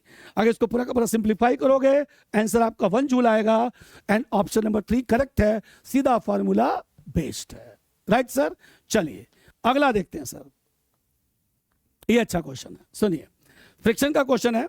क्या कहा गया सर कि सर हमारे पास इंक्लाइन प्लेन है, ध्यान से सुनना पहले बेटा, चलो सर, और उसका जो इंक्लिनेशन है वो 45 डिग्री के एंगल पे है। सुनिए सर, सबसे पहले ऑर्बिट का वेट कहां लगाओगे, नीचे। अगर ये 45, ये भी कितना होगा 45, तो यहां लिखोगे mg cos 45 और यहां पे क्या लिखोगे mg sin 45। ये पॉइंट ए है, ये पॉइंट कितना बोलो बी है। चलिए मान लिया वो A1 एक्सेशन से नीचे गया, फ्रिक्शनल फोर्स कहां लगा, ऊपर, और रिएक्शन कहां पाया गया, दिस वन। चलो मैंने मान लिया जो ए बी लंबाई है वो कितनी बोलो, x है। सर स्टेप 1 ध्यान से सुनना, जब mu A B sir equals to mu है, मतलब ये सरफेस फ्रिक्शन वाला है, तो हम क्या लिखेंगे सर, हम लिखेंगे mg sin 45 minus f equals to m into a1। Yes sir, this minus this equals to mass into कितना होता है, एक्सेलरेशन। आइए हमने लिखा सर mg sin 45 और सर लिखा गया mu into r and that's equals to m into a1। सब दोबारा लिखिए सर, mg sin 45 और r की जगह पे क्या लिखोगे बताओ, mg cos 45, mg cos 45 और सर लिखा गया मास और साथ में a1। ले भाई m कैंसिल हो गया। सर हम यहां से g कॉमन निकाल सकते हैं, तो g/√2 यहां लिखा गया म्यू g/√2, साथ में क्या लिखा गया a1। तो जो a1 निकला सर, आप चाहो तो g/√2 बाहर निकालो, 1 माइनस म्यू निकला। अब आइए, क्या आपको पता फॉर्मूला क्या होता है, S = ut + ½ at²। क्योंकि इनिशियली एट रेस्ट बोला गया क्वेश्चन में, तो हम यहां से अगर t निकालेंगे तो लिखेंगे 2s/a। लिखा गया t1, सर s के लिखा गया x और a की जगह पे a1। चलो हम लिख दिया सर g/√2 और 1 माइनस म्यू।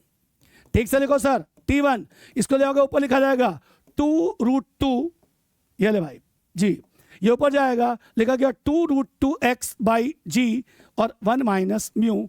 ये निकाला मैंने, कितना बोलो टाइम। तो इस एक कहा गया क्वेश्चन क्या है, सुनो, एक इंक्लाइन प्लेन है, पहले उसको रफ लिया गया, फ्रिक्शन कितना बोलो म्यू है, ये एंगल 45 है, उसे यहां से यहां तक आने में टाइम कितना मान लिया गया, t1। अब वो कहते हैं उसी इंक्लाइन प्लेन को लो, सेम लो, स्टेप 2 में, लेकिन म्यू की वैल्यू कितनी कर दो, 0। लो भाई, म्यू की वैल्यू कितनी आ गई, 0। अगर म्यू की वैल्यू 0 आ गई तो भाई साहब ये फ्रिक्शनल फोर्स क्या होगा, खत्म हो जाएगा। फिर वो जितने भी एक्सेशन से नीचे आएगा वो लिखेंगे ma2 and that's equals to mg sin 45। क्यों, वाई, mg sin 45। एक मिनट बेटा, दोबारा समझ लीजिए सर, mg sin 45 कैसे भाई? अरे भाई फ्रिक्शनल फोर्स खत्म हो जाएगा क्योंकि फ्रिक्शन नहीं सर, तो सिर्फ mg sin 45 की वजह से नीचे आएगा। लो भाई, m से m हटा दिया गया तो जो a2 निकला वो निकला g/√2। अब आइए सर, फॉर्मूला वही है सर, अब लिखा गया टाइम t2, डिस्टेंस वही है सर, और यहां लिखोगे g/√2। तो जो t2 निकला भाई वो लिखा गया 2x√2 डिवाइड बाई कितना हो गया, g। निकाल लिया अलग अलग टाइम। इन्होंने क्या बोला सर, ध्यान से सुनना, इन्होंने कहा कि हाँ, गिवन बॉडी टेक्स 2 टाइम्स, मतलब ये जो टाइम है वो इस टाइम का क्या होगा, डबल होगा। ऑफ कोर्स भाई, फ्रिक्शन वाला है टाइम ज्यादा लेगा, फ्रिक्शन नहीं है तो टाइम क्या लेगा, कम लेगा। इनके अकॉर्डिंग में ये वाला टाइम इसका क्या है, डबल है। आइए मैं इतना हिस्से को मिटा देता हूं सर, यहां देखिएगा सर। तो मैंने इस हिस्से को मिटाया और लिख दिया सर t1, आइए sir, t1 equals to 2 times of t2, है ना भैया। तो लिखा गया, यहां पे देखो ध्यान से सर, लिखा गया 2√2x डिवाइड बाई g और 1 माइनस म्यू। सर लिखा गया यहां पे कितना बोलो, 2√2x डिवाइड बाई कितना हो गया, g। देख बेटा, 2√2x बाई g यहां से हट गया, यहां बचा 1 माइनस म्यू और यहां बचा कितना बोलो, 2। स्क्वायर कर दो पहले, 1 माइनस म्यू इक्वल्स टू क्या लिखा गया, 4। उल्टा करो भैया, 1 माइनस म्यू 1/4, तो जो म्यू निकला 1 माइनस 1/4 सर निकला 3/4। That's your answer. कोई ऑप्शन मैच कर रहा सर? यस। इसे काट देंगे तो 0.75 आएगा सर। ऑप्शन नंबर 1 क्या हो गया, मैच कर गया सर। Right sir. अब आइए सर अगला क्वेश्चन सर। सर कहा गया de Broglie wavelength of an electron orbiting in orbit number 2, states of hydrogen atom is closed to. Right sir, ये पूछा गया डी ब्रॉगली वेवलेंथ। भाई सबसे पहले आपको फॉर्मूला पता चाहिए, डी ब्रॉगली वेवलेंथ का फॉर्मूला होता है h डिवाइड बाई mv, और वेलोसिटी का फॉर्मूला सॉल्व किया था 2.18 और इंटू 10⁻6, और ये होता है z/n, यही होता है लगभग। यस सर, यही होता है 2.18, हाँ जी यही होता है 2.18 10⁻6 z/ कितना हो गया, 1। सर चूंकि बात कर रहे हैं हाइड्रोजन एटम की सर, तो ध्यान से देखना, लिखा गया 2.18 10⁻6 z फॉर हाइड्रोजन एटम और ऑर्बिट नंबर 2 हो गया। इसको सॉल्व किया गया 1.09 इंटू 10⁻6 निकला, भी निकल गया। अब आइए sir, so lambda 6.6 10⁻34 Planck constant, mass of electron yes sir 9.1 10⁻31, और ये निकला सर 1.09 इंटू 10 कितना हो गया 6। Simplify this, gets your answer 0.67 metre. That's your answer. ये मैंने सॉल्व कर रखा है। कमाल की बात यह थी सर कि आपको ये वाला फार्मूला याद रखना चाहिए सर, ठीक है सर। देखो यहां लिखा मैंने 2.18 into 6 into z/n। z hydrogen atom के लिए 1 होता है, पुट किया, और नंबर ऑफ ऑर्बिट की बात 2 कर रहे हैं sir. Solve it and get your answer. इनके अकॉर्डिंग में ऑप्शन नंबर 3 करेक्ट है सर, यही आपका मैच भी कर रहा है सर। ठीक है बेटा, चलिए सर अब अगला क्वेश्चन देखिए सर। अगला क्वेश्चन 11 से है सर, जिसका नाम है rotational motion based on law of conservation of angular momentum. लिखा गया sun rotates around the sun, sun rotates around its centre once in 27 days. What will be the period of revolution if sun were to expand to twice of its present radius without any external influence, assuming, ठीक है sir, sun to be the sphere of uniform density, right? कोई बात नहीं। अब बात करेंगे moment of inertia की sir, 2/5 mr²। क्यों भाई? क्योंकि हम सन को सॉलिड स्फीयर की तरह ट्रीट करके चलेंगे। According to law of conservation of angular momentum, L1 equals to L2, L initial equals to L final. So you can write I1 ω1 should be equals to I2 ω2। I1 sir लिखा गया 2/5 mr², ω1 sir लिखा गया 2π/T1। अब लिखा गया 2/5 m as it is, और r की बात करना, उसने क्या कहा, r जो है पहले का डबल कर दिया गया सर। जी साहब, तो लिखा गया 2r का स्क्वायर, और लिखा गया 2π/कितना बोलो, T2। सर सब कुछ कैंसिल हो जाएगा सर, यहां बचेगा सर 1/T1, और यहां बचेगा 4/T2। यस सर, यही बचेगा सर। तो ध्यान से सुनो, हमें चाहिए क्या सर? T1 आपको गिवन है सर, कितना बताएंगे सर? T1 गिवन है आपका कितना भाई? 27 days.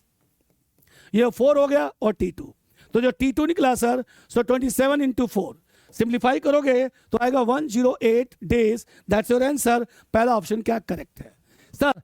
This is law of conservation of angular momentum. से क्वेश्चन भी 11th की बुक में है सर। थिंक सिंपल सा क्वेश्चन है। उन्होंने वहां अर्थ के बारे में बोला था। उन्होंने बोला था कि if the duration of day on the earth is 24 hours, what is the new duration of a day if earth sink its radius becomes 1/4 of initial? ये था। इन्होंने क्या किया, उसी क्वेश्चन को सन के बारे में कर दिया, उसमें अर्थ को श्रिंक किया गया था, यहां पे सन को क्या किया गया, एक्सपेंड किया गया। सर सिंपल सा फंडा है, use law of conservation of angular momentum, right. चलिए सर अगला क्वेश्चन सर, नेक्स्ट। रुकेगा सर।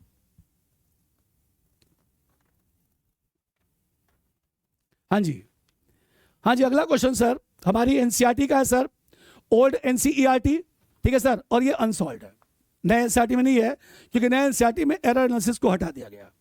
उन्होंने कहा sir P equals to A³ जी सर, B² एंड लिखा गया C√D। अगर मैं लिखता हूं sir percentage error in P, तो हमें पढ़ाया गया था sir 3 into delta A/A multiply by 100, याद आया, plus 2 into delta B/B multiply by 100 sir, plus क्या लिखा गया, delta C/C multiply by 100 plus 1/2 और into delta D/D multiply by 100। यही था बेटा? Yes sir. बाद में लिखेंगे परसेंटेज। सबसे पहले इनसे परसेंटेज इक्वेशन में कन्वर्ट कर लिया सर। आपसे पूछा गया calculate percent error in P, तो लिखा गया delta A/A multiply by 100। Sir ये गिवन है सर, कितना बोलो, 1%। सर B में गिवन है 3%, C में गिवन है 2% एंड D में गिवन है 4%। बाहर लगा दिया गया परसेंट। चलिए ये आ गया 3, ये आ गया 6, ये हो गया 2, ये हो गया 1, तो हो गया 6 3 9 2 11 एक बार है। एक मिनट, 6 3 9 2 11 एक बार, एक मिनट कैसे हो गया भाई? 6 लास्ट वाला कितना था? 4%। हाँ ये तो 2 है बेटा, यहाँ बचेगा 2%। अब सही है सर, तो 6 13%, 13%, दैट्स योर आंसर। यहाँ बेटा 2 है, मैंने गलती से 4 लिख दिया था। सॉल्व होके 13% आया सर, और ऑप्शन नंबर 3 आपका क्या हो गया, करेक्ट हो गया सर। एनसीईआरटी अनसॉल्व है, ओल्ड एनसीईआरटी। चलिए अगला क्वेश्चन सर कैपेसिटर से है। कहा गया the plates of a parallel plate capacitor is separated by distance d। सुनना भाई, ऐसे कैपेसिटर की 2 प्लेट्स हैं, इनके बीच की डिस्टेंस d लिखी गई। अब आगे, और एरिया हर प्लेट की a ही लेके चलोगे। चलो भैया, अब कहा गया 2 slabs of different dielectric constant K1 K2 of thickness 3d/d, 3d/8 and d/2। चलो भाई 3d/8, ये लिखा गया 3d/8 K1 है, और ये लिखा गया d1/d/2, ये लिखा गया K2 है, और बाकी का हिस्सा कितना हो गया, एयर। चेक कर लेते हैं कितना होगा, d माइनस 3d/8 और प्लस d/2। सॉल्व करिए बेटा, इसका एलसीएम आ गया 8, यहां लिखा गया 3d, यहां लिखा गया 4d, तो सही आ गया 8। सर ये निकला का d/8 निकला। यस सर, तो ये जो डिस्टेंस निकला वो निकला d/8। आगे क्या कहा गया, ओ sir K1 equals to 1.25 times of K2।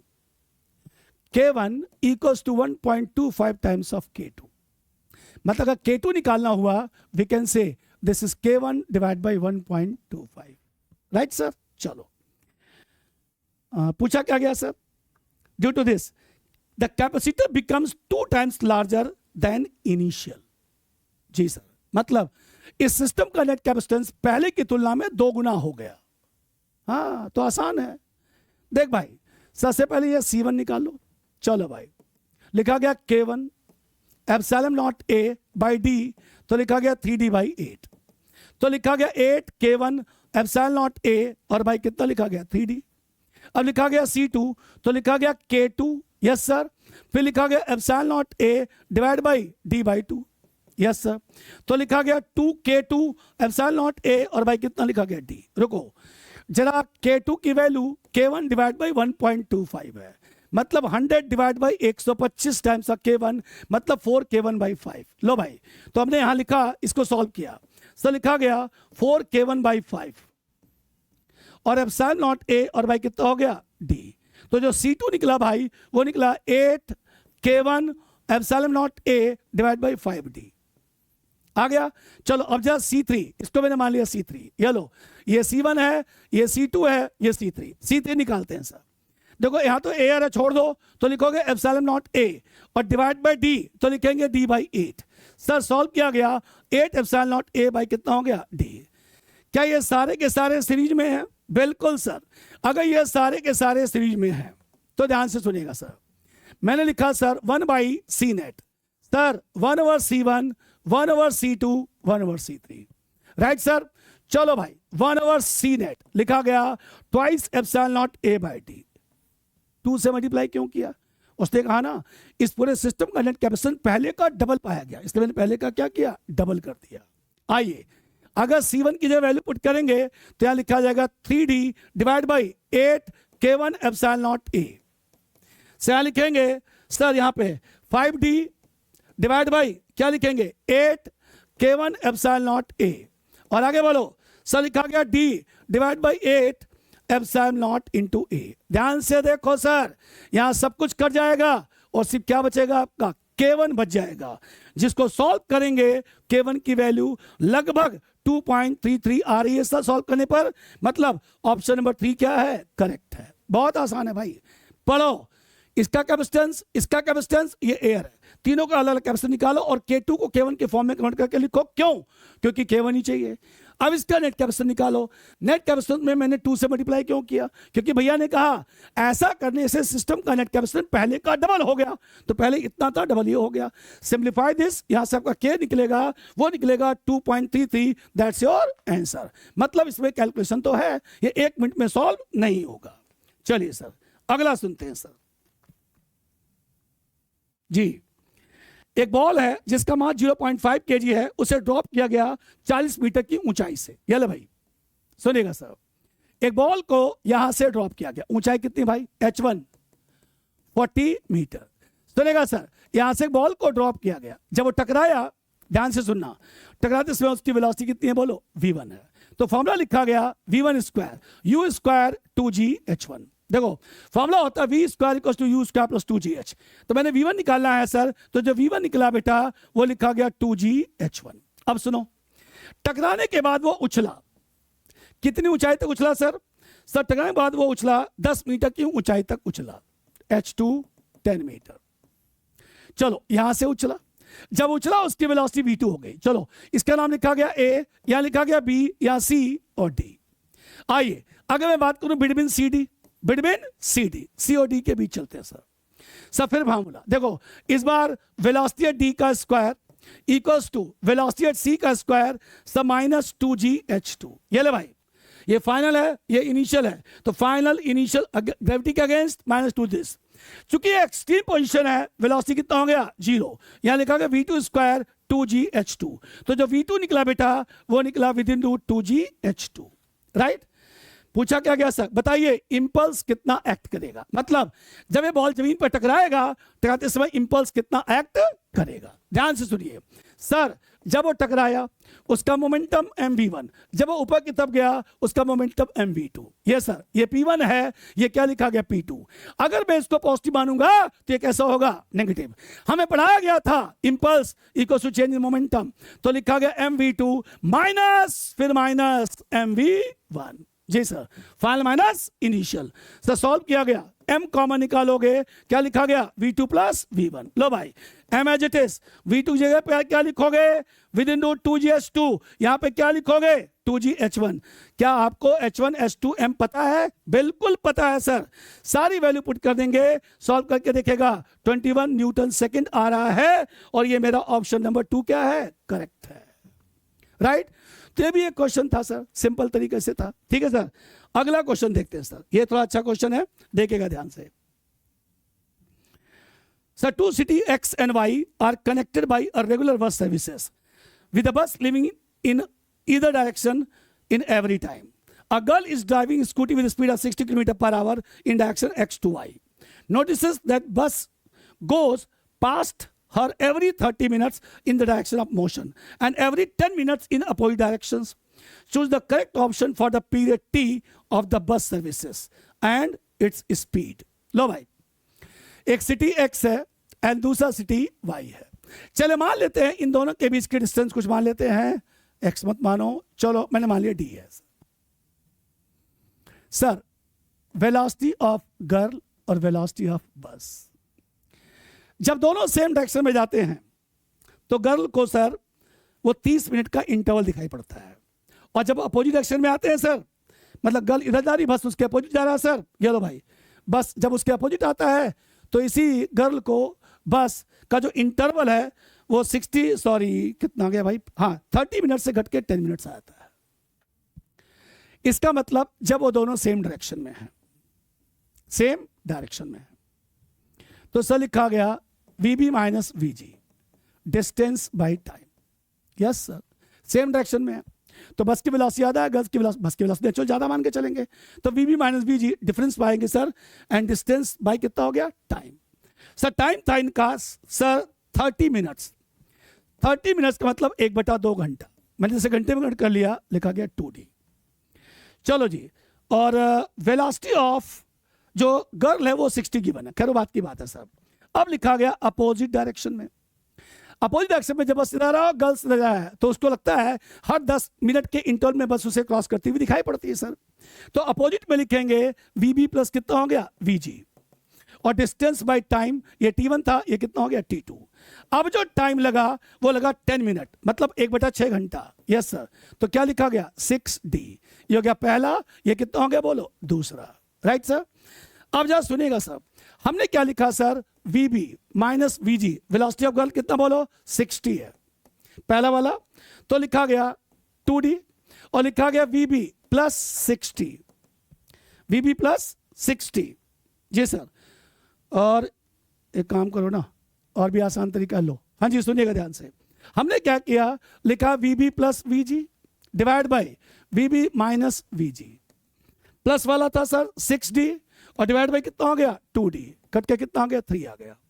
चलिए, तो लिखा गया VB प्लस VG, सर लिखा गया 3VB माइनस 3VG. इसको इधर लाएंगे सर, तो लिखा गया 4VG इक्वल्स टू 2VB. तो वेलोसिटी ऑफ बस लिखा गया 2 टाइम्स ऑफ VG, 2 इंटू कितना हो गया, 60, सर लिखा गया 120 किलोमीटर पर आवर. लो जी, सबसे पहले मैंने ये पता कर लिया कि जो वेलोसिटी ऑफ गर्ल्स है, वेलोसिटी ऑफ बस है, वो 120 किलोमीटर पर आवर के क्या है, बराबर है. अब वेलोसिटी ऑफ बस है, अगर आप कहीं भी पुट कर देंगे तो D की वैल्यू निकल जाएगी सर. चलिए सर, फ्रॉम फर्स्ट आइए सर, लिखा गया VB minus VG equals to कितना बोलो, 2D. सर लिखा गया 120, ये हो गया 60 इक्वल्स टू 2D, तो जो D निकला वो 30 किलोमीटर निकल गया. अब आपसे पूछा गया टाइम. चलो भाई, वेलोसिटी ऑफ बस, डिस्टेंस बाय कितना हो गया, टाइम. चलो, टाइम टेकन बाय बस, तो टाइम टेकन बाय बस, डिस्टेंस हो गया 30, और ये कितना हो गया, 120, सो हो गया 1/4 घंटा, मतलब 15 मिनट्स. आंसर आपका मैच कर रहा सर पहला वाला सर, 15 मिनट और 120 किलोमीटर पर आवर. सो 32 का ऑप्शन नंबर 1 क्या हो गया, करेक्ट हो गया सर.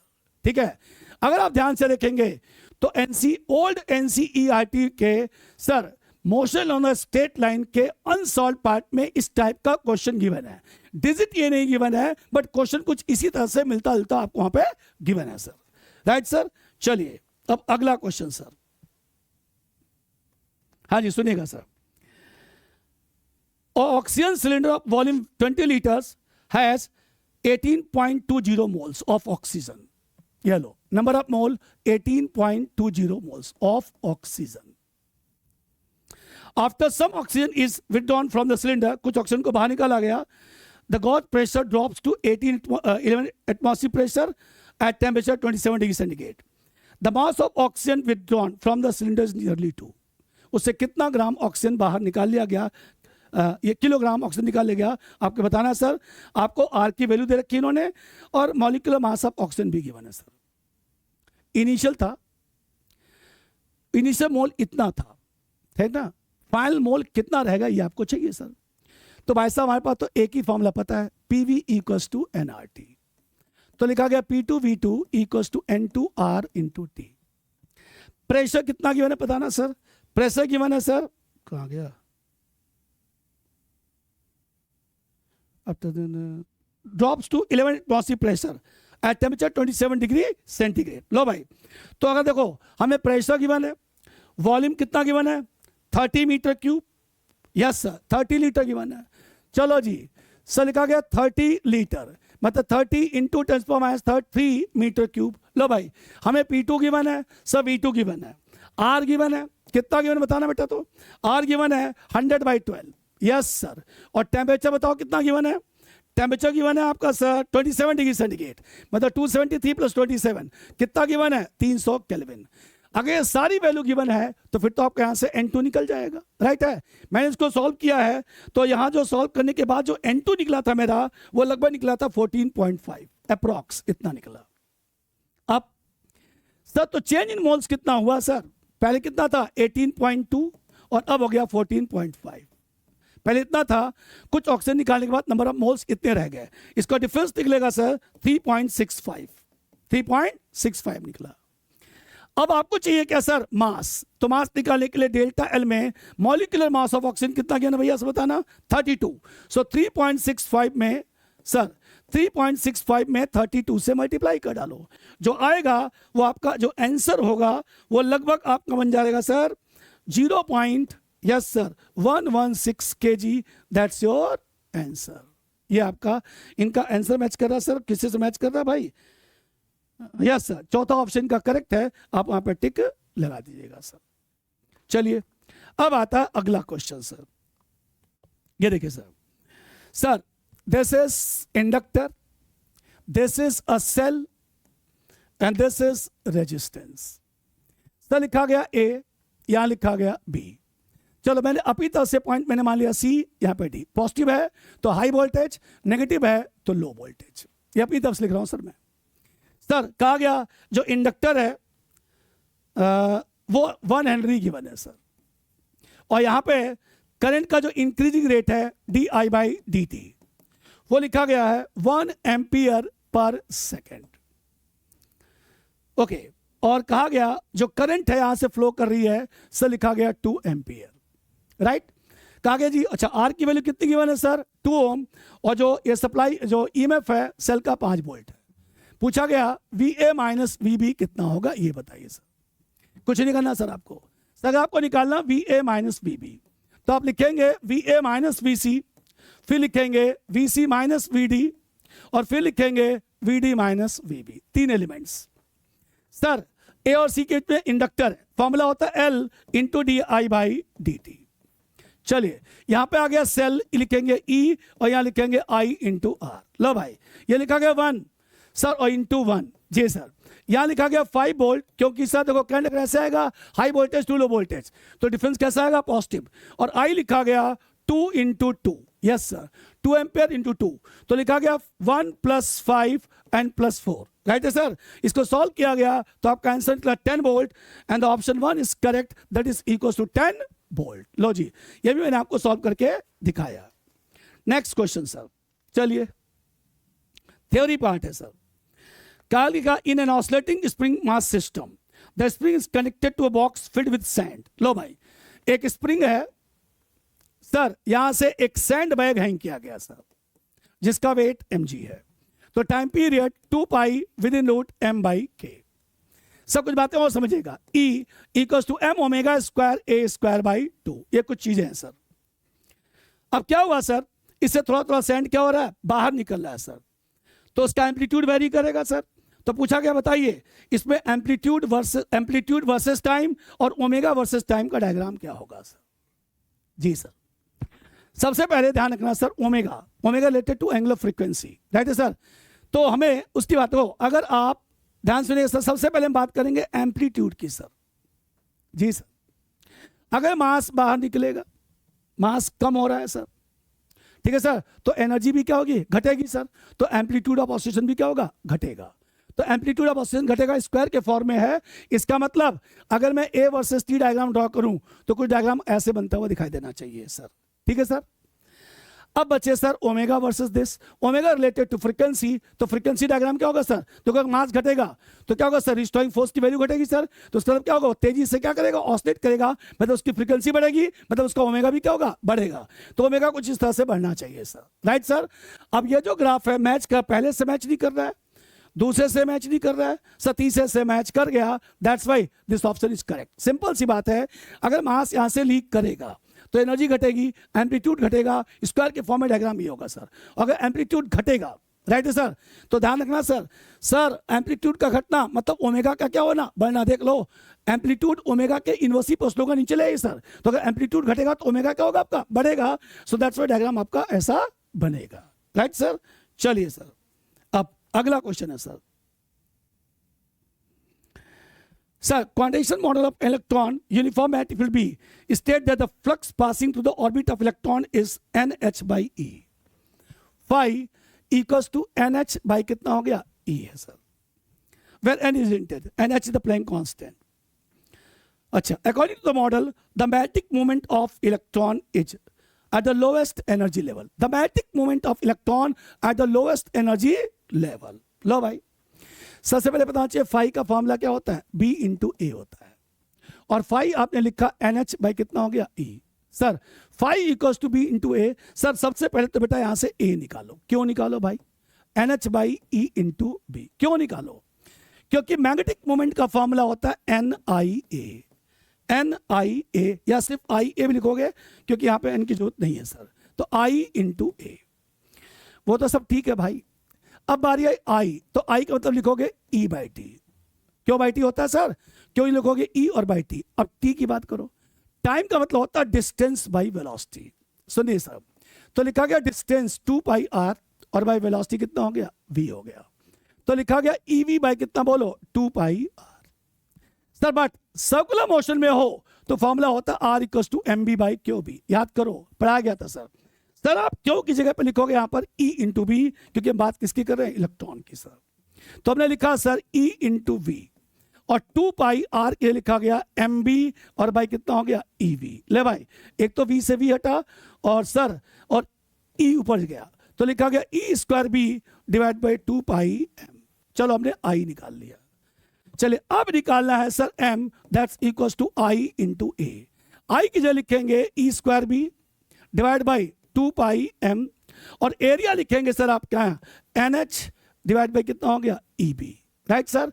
देखो कुछ कैंसिल हो सकता है सर, यस सर, देखो एक ई से ई कट गया, बी से बी कट गया, तो यहां पे क्या बचेगा सर, एन एच ई बचा, और डिवाइड बाई 2 पाई एम। है कोई ऑप्शन सर यहाँ पे सर, देखते हैं sir, H E by 2 pi M आया, क्योंकि यहाँ पर एन इक्वल्स टू 1 पुट कर दिया गया है पहले भी सर, तो जो एम निकला वो निकला H E, yes sir, divide by 2 pi M. एक बार मैं आपको और समझा देता हूं सर। सर कहा गया मैग्नेटिक फ्लक्स इतना है, तो मैग्नेटिक फ्लक्स का फॉर्मूला बी इंटू ए होता है। इक्वेट किया यहां से एरिया निकाला, क्यों निकाला एरिया, क्योंकि पूछा गया इलेक्ट्रॉन का मैग्नेटिक मूवमेंट कितना होगा, M equals to I into A होता है, और आई हमने निकाला क्यों बाई टी, इलेक्ट्रॉन की बात कर रहे हो तो ई बाई टी। टाइम होता है सर्कुलर ऑर्बिट है 2 पाई आर बाई बी, और आर का फॉर्मूला याद है ना सर, अगर मैग्नेटिक फील्ड के भीतर के पास सर्कुलर हो तो उसके रेडियस का फॉर्मूला होता था R equals to M B by Q B. क्यों की जगह पे ई पुट कर दिया, यहां से आई निकाला। अब देखो आपको आई पता है, ए पता है, एन की वैल्यू 1 पुट कर देना, क्योंकि नंबर ऑफ ऑर्बिट्स यहाँ पे 1 लेंगे आप, ठीक है सर। सॉल्व किया गया, H E divide by 2 pi M आपका यहाँ पे आंसर निकल गया। सो इनके अकॉर्डिंग में इनका ऑप्शन नंबर है 3rd, राइट सर। अब आया next question sir, next question देखिए सर, ये देखिए sir, this is earth sir, इसकी जो रेडियस है वो आर है, यहां पे जी है और लिखा गया जी एम बाई आर का स्क्वायर, जहां पे एम मास ऑफ अर्थ है। A body weight 48 Newton on the surface of earth, मतलब यहां पे किसी बॉडी का वेट 48 न्यूटन है सर ए पर। आगे चलते हैं sir. The gravitational force experienced by the body due to the earth at a height equal to 1/3 of the radius of earth। लो भाई, अगर यहां से हम h ऊंचाई पे जाएं जो r/3 के बराबर होगा, तो यहां लिखा गया g dash equal to G M divide by r plus r/3 का होल स्क्वायर। पता है ना, distance always taken from the centre. चल भाई, तो देख सबसे पहले लिखा गया weight at A that's equal to mg। Sir लिखा गया m और लिखा गया जी एम बाई कितना बोलो, आर का स्क्वायर। यह आपको गिवन है कितना बोलो, 48 न्यूटन और सरफेस पे। अब चलिए सर, अब आते हैं सर बी पर। ये चलो भाई, अब लिखा गया वेट एट बी, तो लिखा गया एम जी डैश। जी डैश की जगह पे क्या लिखोगे बेटा बताओ, जी एम। इसको सॉल्व करो तो निकलेगा सर 9/16, यस सर। तो लिखा गया 9r स्क्वायर बाई, नो एक मिनट, ये आएगा 16r square by 9, ji sir. यहां लिखा गया 16r स्क्वायर बाई 9। बेटा देखिए वेट एट बी, तो लिखा गया m, ये लिखा गया 9gm डिवाइड बाई 16r का स्क्वायर। आइए सर, तब मैंने 9/16 ऐसे लिख लिया। अब ध्यान रखना, mgm by R square, mgm by R square 48 है, राइट सर। काट दो, ये निकला 3, निकला 27 Newton. That's your answer. Option number 3 इस क्या हो गया, करेक्ट हो गया। ये क्वेश्चन था variation in G due to height, ठीक है सर। ये हमारे सिंपल क्वेश्चंस के अंदर भी आता है। अब आया अगला क्वेश्चन सर। सर ग्राफ से इन्होंने दे दिया, ऐसे बनाया सर इन्होंने, और यहां पे लिखा गया sir theta not.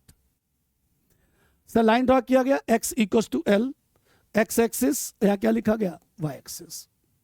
Consider a water tank shown in the figure, it has one wall at x equals to L. Can be taken to be very wide in z directions when filled with a liquid of surface tension S and density rho. The liquid surface makes theta naught, and theta naught बहुत छोटा है, with x axis at x equals to L. The yx is the height of the surface, then the equation for yx is. इन्होंने जितने भी option दिए हैं differentiation के form में गिवन, और आगे लिखा गया है theta X equals to sine theta equals to tan theta equals to D Y by D X. मतलब ये कहना चाहते हैं D Y by D X equals to sine theta equals to tan theta equals to theta. मतलब D Y by D X equals to कितना हो गया, theta. मैंने यही से दिमाग लगा दिया, मैंने दोनों साइड का दोबारा डी बाई डी एक्स कर लिया सर, D Y by D X, तो निकला आपका D theta by D X. Solve किया गया D two Y divide by D X का स्क्वायर, तो लिखा गया D theta by D X. इसका मतलब अगर मेरे को सेकंड डेरिवेटिव चाहिए तो मेरे को D theta by D x चाहिए सर, राइट। ये मैंने निकाल लिया। अब देखो मैं इस चीज को यहां पर लिख लेता हूं सर। हमें चाहिए D two Y divide by D X का square equals to D theta by D X, right sir. अब मैं इसको हटाता हूं सर, और मेरी बात को ध्यान से समझना सर। मैंने क्या लिक्विड सरफेस बनाया, लिक्विड सरफेस पर 2 पॉइंट लिया। इस पॉइंट पर सर ध्यान से देखना, एक टेंजेंशियल फोर्स एक्ट करेगा एट एन एंगल थीटा, तो कंपोनेंट हो गया एफ कॉस थीटा, यहां पे लिखा गया एफ साइन थीटा। जब वो फोर्स यहां गया लिखा गया एफ, और लिखा गया theta plus D theta. So component लिखा गया F cos theta plus D theta, और लिखा गया F sine theta plus D theta. इन दोनों पॉइंट के बीच फोर्स का डिफरेंस निकालते हैं सर। तो डिफरेंस ऑफ फोर्स लिखा गया F theta plus D theta minus F into F, एक मिनट सर, हाँ जी, हमने लिखा sir F sine theta plus D theta minus, ये माइनस है बेटा, minus F sine theta. Vertical में आएंगे sir, vertical to vertical, and that's equals to mg। इन दोनों की वजह से जितना पोर्शन वाटर का लिफ्ट हुआ उसका वेट मैंने कितना मान लिया, mg मान लिया। सर में पढ़ाया गया था सर, क्या पढ़ाया गया था, surface tension equals to force by this, तो f लिखा गया s इंटू एल। आइए सर, तो सर देना, और एंगल भी क्या छोटा है, तो मैंने लिखा सर यहाँ पे देखो s इंटू एल, सर लिखा थीटा प्लस डी थीटा, यहां लिखा s into L into theta, और बचा mass. Sir density equals to mass by volume. Sir volume ध्यान से देखना सर, सर लिखा गया वॉल्यूम तो y इंटू डी एक्स, और साथ में कितना हो गया l, ठीक है sir. Volume area into length, area into कितना हो गया, दिस वन। तो यहाँ जो m निकला भाई वो लिखा गया रो इंटू दिस और इंटू दिस, पूरा का पूरा निकला। सर सुनिए, यहां लिखा गया S L theta plus S L D theta, और यहां लिखा गया एस एल थीटा, और यहां लिखा गया rho L Y into D X, और साथ में g। चलो rho L Y D X और साथ में g। देख बेटा, एक तो यहां से कैंसिल हो गया, साथ में एल से एल उड़ गया, तो बचा एस इंटू डी थीटा, और यहाँ लिखा गया rho into Y into D X, और साथ में कितना हो गया जी। देख बेटा, अगर निकालना हुआ D theta by D x, D theta by D X, तो निकला रो वाई जी, और वाई क्या निकला एस, राइट। सर अभी आपने प्रूफ किया था सर कि D two Y divide by D X का स्क्वायर, सर आपने प्रूफ किया था डी थीटा बाई कितना बोलो D X, and D theta by D X निकल गया सर रो वाई जी, और बाई कितना हो गया S, that's your answer, rho G Y by X. ठीक है सर, ये ऑप्शन नंबर क्या हो गया 3 करेक्ट हो गया। कुछ नहीं करना था आपको, 2 पॉइंट पर टेंजेंशियल फोर्सेस का डिफरेंस निकाल करके उन फोर्सेस की वजह से जितना लिक्विड डिस्प्लेस होगा उसके वेट को क्या करना था, इक्वेट करना था, और यहाँ पे थोड़ी टेक्निक थी सर, फॉलो करना था, और आपका आंसर आ गया। तो बेसिकली ये क्वेश्चन ग्राफिकल क्वेश्चन था सर, जिसमें सेकंड डिग्री डिफरेंशिएशन का इस्तेमाल किया गया, राइट। चलिए सर, अब आया अगला क्वेश्चन सर। क्वेश्चन ये है, the intensity of transmitted light when a polarised sheets place between 2 cross pole lights at 22.5 degree, cross है, इसके साथ 22.5 डिग्री के एंगल पे एक तीसरा पोलैरिटी, ये 1 है, ये 2 है, ये तीसरा पोलैरिटी रख दिया गया सर। तो पूछा गया फाइनल इंटेंसिटी कितनी होगी सर। सब पहले वाले के लिए बात किया गया I1, तो लिखा गया I नॉट, दूसरे के लिखा गया I नॉट, तो लिखा गया cos square theta by 2, formula होता है, जहां पे थीटा बाई 2 इक्वल टू 22.5 हो गया, तो थीटा हो गया 45 डिग्री। अब लिखेंगे जो लास्ट वाला I3, तो यहाँ लिखेंगे I2 एंड लिखेंगे cos 90 माइनस थीटा बाई 2 का whole square, 90 minus theta by 2 मतलब ये वाला एंगल 90 में से इसको माइनस करेंगे सर। चलो सर, अब लिखा गया I3 और I2 की जगह लिख दिया गया sir I not cos square theta by 2, यहाँ निकला गया साइन स्क्वायर थीटा बाई 2। अब थोड़ी टेक्निक है, क्या टेक्निक है भाई। चल बेटा, हमने क्या किया, यहाँ पे 4 से डिवाइड किया और यहाँ पे 4 से मल्टीप्लाई कर लिया, 4 sine square theta by 2 and cos square theta by 2। अब इससे फायदा है सर, लिखा गया I नॉट बाई 4, ये लिखेंगे आप 2 sine theta by 2 and cos theta by 2 का whole square. Yes sir, 2 sine A cos A. Sir यहाँ देखिए, इसको सॉल्व किया गया I नॉट बाई 4, ये आ गया 2 sine theta by 2 cos theta by 2 sine 2 theta, मतलब ये निकला साइन थीटा का होल स्क्वायर। और आपने अभी साइन थीटा कितना बचाया बेटा, साइन 45, इसका होल स्क्वायर। सो लिखा गया I नॉट बाई 4 साइन 45 1/√2 होता है, उसका होल स्क्वायर सिंप्लीफाई करेंगे तो I नॉट बाई 8 आ जाएगा सर, और ये आपका ऑप्शन हो गया sir 4, fourth option is correct. ये क्वेश्चन पुरानी NCERT का एग्जाम्पल है, जिसके अंदर पोलराइजेशन ब्रेवस्टर्स लॉ वाला टॉपिक है, वहां से लिया गया है। ये पुरानी NCERT का एग्जाम्पल है, आप देख सकते हैं।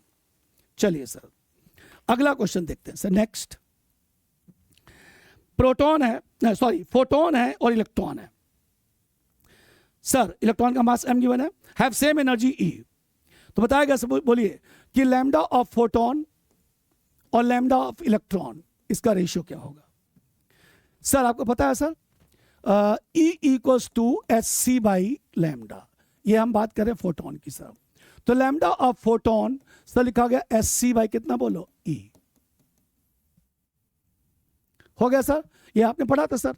अब किसकी बात करें सर, आप इलेक्ट्रॉन की बात करें सर। आइए sir, for electron lambda equals to H divide by within 2m k लिखा था सर। तो lambda for electron H divide by 2m E लिख दिया सर, जहां पे m मास ऑफ इलेक्ट्रॉन है। चाहिए क्या सर, आपको चाहिए lambda of photon divide by lambda of electron, तो लिखा गया Hc बाई E, और यहां लिखा गया H divide by 2m into E, S से m उड़ गया सर। लिखा गया lambda of photon divide by lambda of electron, sir लिखा गया C within 2m E divide by E, तो लिखा गया C, सर लिखा within 2m E divide by E square. तो lambda of photon divide by lambda of electron, sir लिखा गया C, और यहां लिखा गया 2m बाई E। है कोई ऑप्शन ऐसा? Yes sir, C 2m by E, ये आपका ऑप्शन नंबर 4 है। ये सीधा फॉर्मूला बेस्ड क्वेश्चन था, फॉर्मूला अगर याद है आप इसे आसानी से कर सकते हैं सर। चलो भाई, अब आया क्वेश्चन अनपोलराइज्ड लाइट। ये जो क्वेश्चन है ये NCERT में अनसॉल्व है, सॉरी एग्जाम्पल भी है और इसका छोटा सा स्टेटमेंट भी वहां पे गिवन है। The unpolarised light beam travelling in air is incident on a medium of reflective index 1.73, mu equals to 1.73 पर इंसिडेंट होता है sir at the Brewster's angle. तो इसे पूछा गया रिफ्लेक्टेड लाइट कैसा होगा। जो रिफ्लेक्टेड लाइट होता है वो कंप्लीटली पोलराइज होता है। कंप्लीटली पोलराइज होता है, ये ब्रेविस्टस का लॉ है कि जब कोई लाइट किसी पोलराइजिंग सरफेस पर पोलराइजिंग एंगल पर इंसिडेंट होती है तो जो रिफ्लेक्टेड लाइट होती है सब वो कंप्लीटली क्या होती है, पोलराइज होती है। तो एक तो हमारा ऑप्शन मिल गया। अब लिखा उन्होंने पढ़ाया था कि tan IP equals to mu और mu equals to √3, this is equals to √3, √3 की वैल्यू यही होती है and that's equals to tan 60। तो जो IP निकला वो क्या निकला 60। तो एंगल ऑफ पोलराइजेशन 60 डिग्री होगा सर और वो कंप्लीटली क्योंकि पोलराइज होगी, that's why option number 2 is correct. ये क्वेश्चन NCERT का एग्जांपल है, राइट सर। चलिए अगला क्वेश्चन आते हैं सर। ये क्वेश्चन भी पुरानी NCERT का एग्जांपल है। सुनिए sir, a uniform rod of mass 20 kg and length 5 meter leaning against a smooth vertical wall making at angle 60 degree। चलो भाई, ये वॉल ये ग्राउंड है और यहां से सर एक सीढ़ी को झुका दिया गया ऐसे। इसका जो वेट लगेगा यहां से नीचे ऐड करेगा mg। हाँ जी, कितना बोलो सर, 20 kg है जी, आपको गिवन है 10 तो हो गया 200 न्यूटन। सर यहां देखो, this is the reaction of wall and this is the reaction of ground. सुनिए सर, अच्छा लेटर का मास, सॉरी ये आपका A है, इसको मैंने मान लिया B, इसको मैंने मान लिया C। तो कहा गया leaning against the wall 60 degree के एंगल पे इसे झुकाया गया, तो फिर ये एंगल कितना होगा 30, क्योंकि एंगल कितना हो गया 90। सर देखिए वॉल जो है स्मूथ है लेकिन जो ग्राउंड है ना वो रफ है। ध्यान से देखिए, इस जो लेटर AC, इसके इस टिप की टेंडेंसी इधर की तरफ भागने की होगी, इसलिए फ्रिक्शनल फोर्स अंदर लगेगा, लिखा गया friction of ground towards this लगेगा। पूछा क्या गया, the friction force that the floor exert on the rod edge. ये जो रॉड है ये फ्रिक्शनल जमीन पर कितना फ्रिक्शनल फोर्स लगाएगा आपको ये पता करना है सर। ठीक है सर।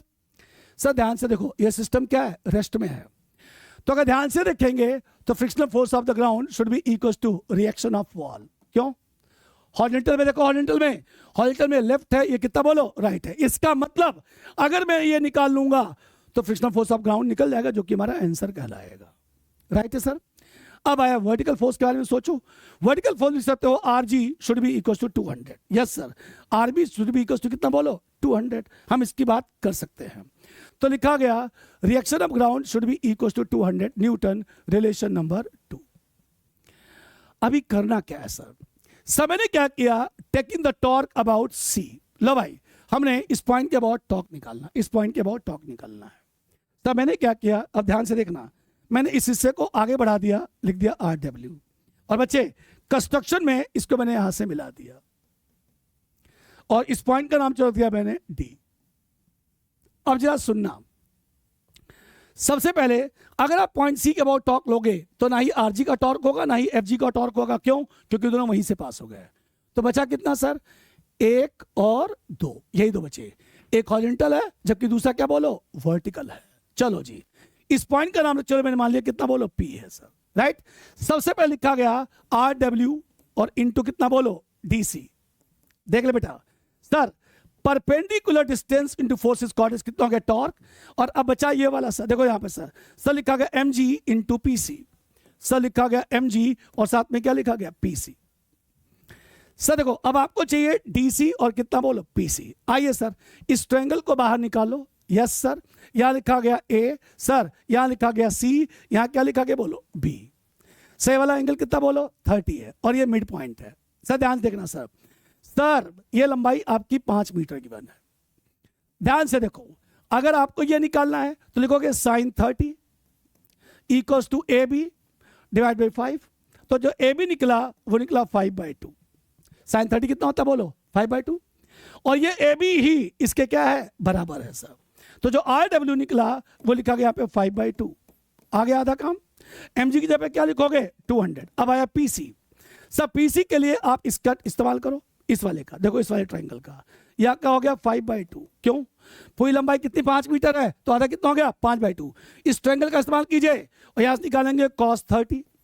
cos 30 बेस और हाइपोटेनियस, ये लो बेस और हाइपोटेनियस। तो जो पी से निकला वो निकला 5/2। cos 30 कितना होता है बोलो, √3/2। सर निकला 5√3/4, तो लिखा 5√3/4। राइट है सर। सर एक तो 5 से 5 हट गया और ये हो गया 50 आ गया, तो जो RW निकला वो निकला 100√3 न्यूटन। यही फ्रिक्शनल फोर्स के क्या होगा, बराबर होगा sir 100√3 Newton. Yes sir, option number 3 क्या हो गया, करेक्ट हो गया सर। कुछ नहीं करना था सर, इस पॉइंट के अबाउट टॉक लेना था, ये हो गया।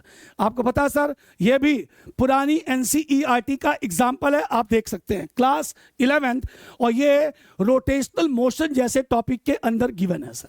Right sir. अगला क्वेश्चन सर, इससे मिलता जुलता क्वेश्चन हमारे NCERT में गिवन है, ओल्ड NCERT। टॉपिक का नाम है ट्रांसफर ऑफ हीट। क्या है सर, सुनिए, ये 2 और ये हो गया 3। सर इन सब की लेंथ सेम है, सुनना बेटा, और सबकी एरिया भी क्या है, सेम है, ए सेम है। Sir conductivity 2K, conductivity K and conductivity 2K। And पे टेम्परेचर 3T और यहां पे कितना बोलो T। सर यहां पे लिखा गया T1, यहां पे क्या लिखा गया T2 है सर। और पूछा क्या गया sir, find T1/T2, T1/T2। Simple sir, इसका एक ही फंडा होता है सर, सुनिए ध्यान से। जब ब्लॉक एक के बाद एक कांटेक्ट में हो, जब ब्लॉक एक के बाद एक कांटेक्ट में हो, तो rate of flow of heat हर जगह क्या होता है, सेम होता है। और फॉर्मूला याद करके रखिए सर आपको, Q/T = KA × डेल्टा T/L। हमने इस फॉर्मूले का इस्तेमाल करना है और सॉल्व करना है सर। जैसे अगर मैं पहले और दूसरे के बारे में बात करूं सर, तो मैं लिखूंगा Q/T for first should be = Q/T for second. ये पहला है, ये कितना बोलो, दूसरा है। सर लिखेंगे K × A, नो एक मिनट रुके, इसका K 2K गिवन है, तो 2K लिखो बेटा। ये देखो यहां लिखा गया 2K × A, फॉलो कर लिया। डेल्टा T तो लिखा गया 3T - T1 / L, हो गया। इस तरह से इसके बारे में बात करोगे सर, लिखोगे K × A, लिखोगे T1 - T2 और भाई कितना हो गया L। Right sir. चलो भाई देखो सर, KA/L से हट गया तो यह निकला 2। एक मिनट भाई, क्योंकि यहां पे 2K था। यस सर, ये हो गया 2, तो लिखा गया 6T, सॉरी लिखा गया 6T - 2T1 = T1 - T2। Yes sir. Sir इसको ले आइए सर, लिखा गया 6T = 3T1 - T2। Relation number कितना हो गया, 1।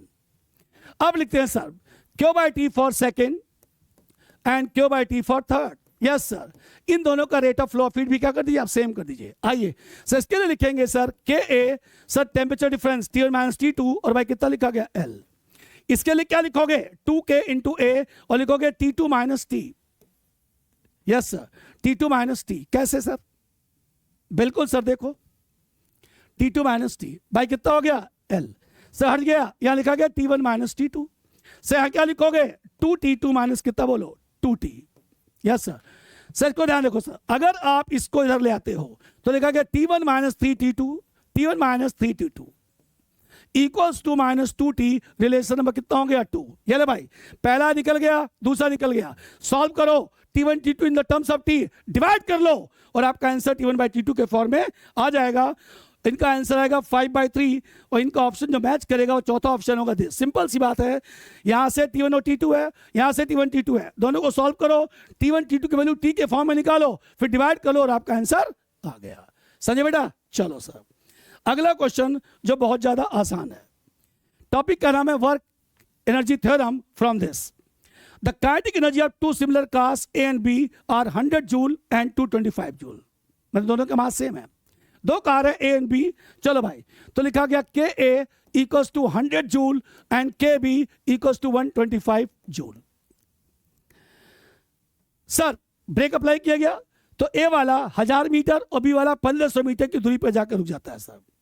सर बताइए, अगर जो फोर्सेस अप्लाई किए गए वो FA और FE हो तो उसका रेशियो क्या होगा। Simple, according to work energy theorem तो लिखा गया KA/KB, तो लिखा गया work done for A and work done for B। Work done तो लिखा गया force A and this is displacement of A and लिखा गया force B and displacement of B। चलो भाई, मिस्टेक ये हुआ भाई कि KA की वैल्यू गिवन है 100 जूल और यहां लिखा गया 225, जिसे मैंने 125 कर दिया था। कोई बात नहीं सर।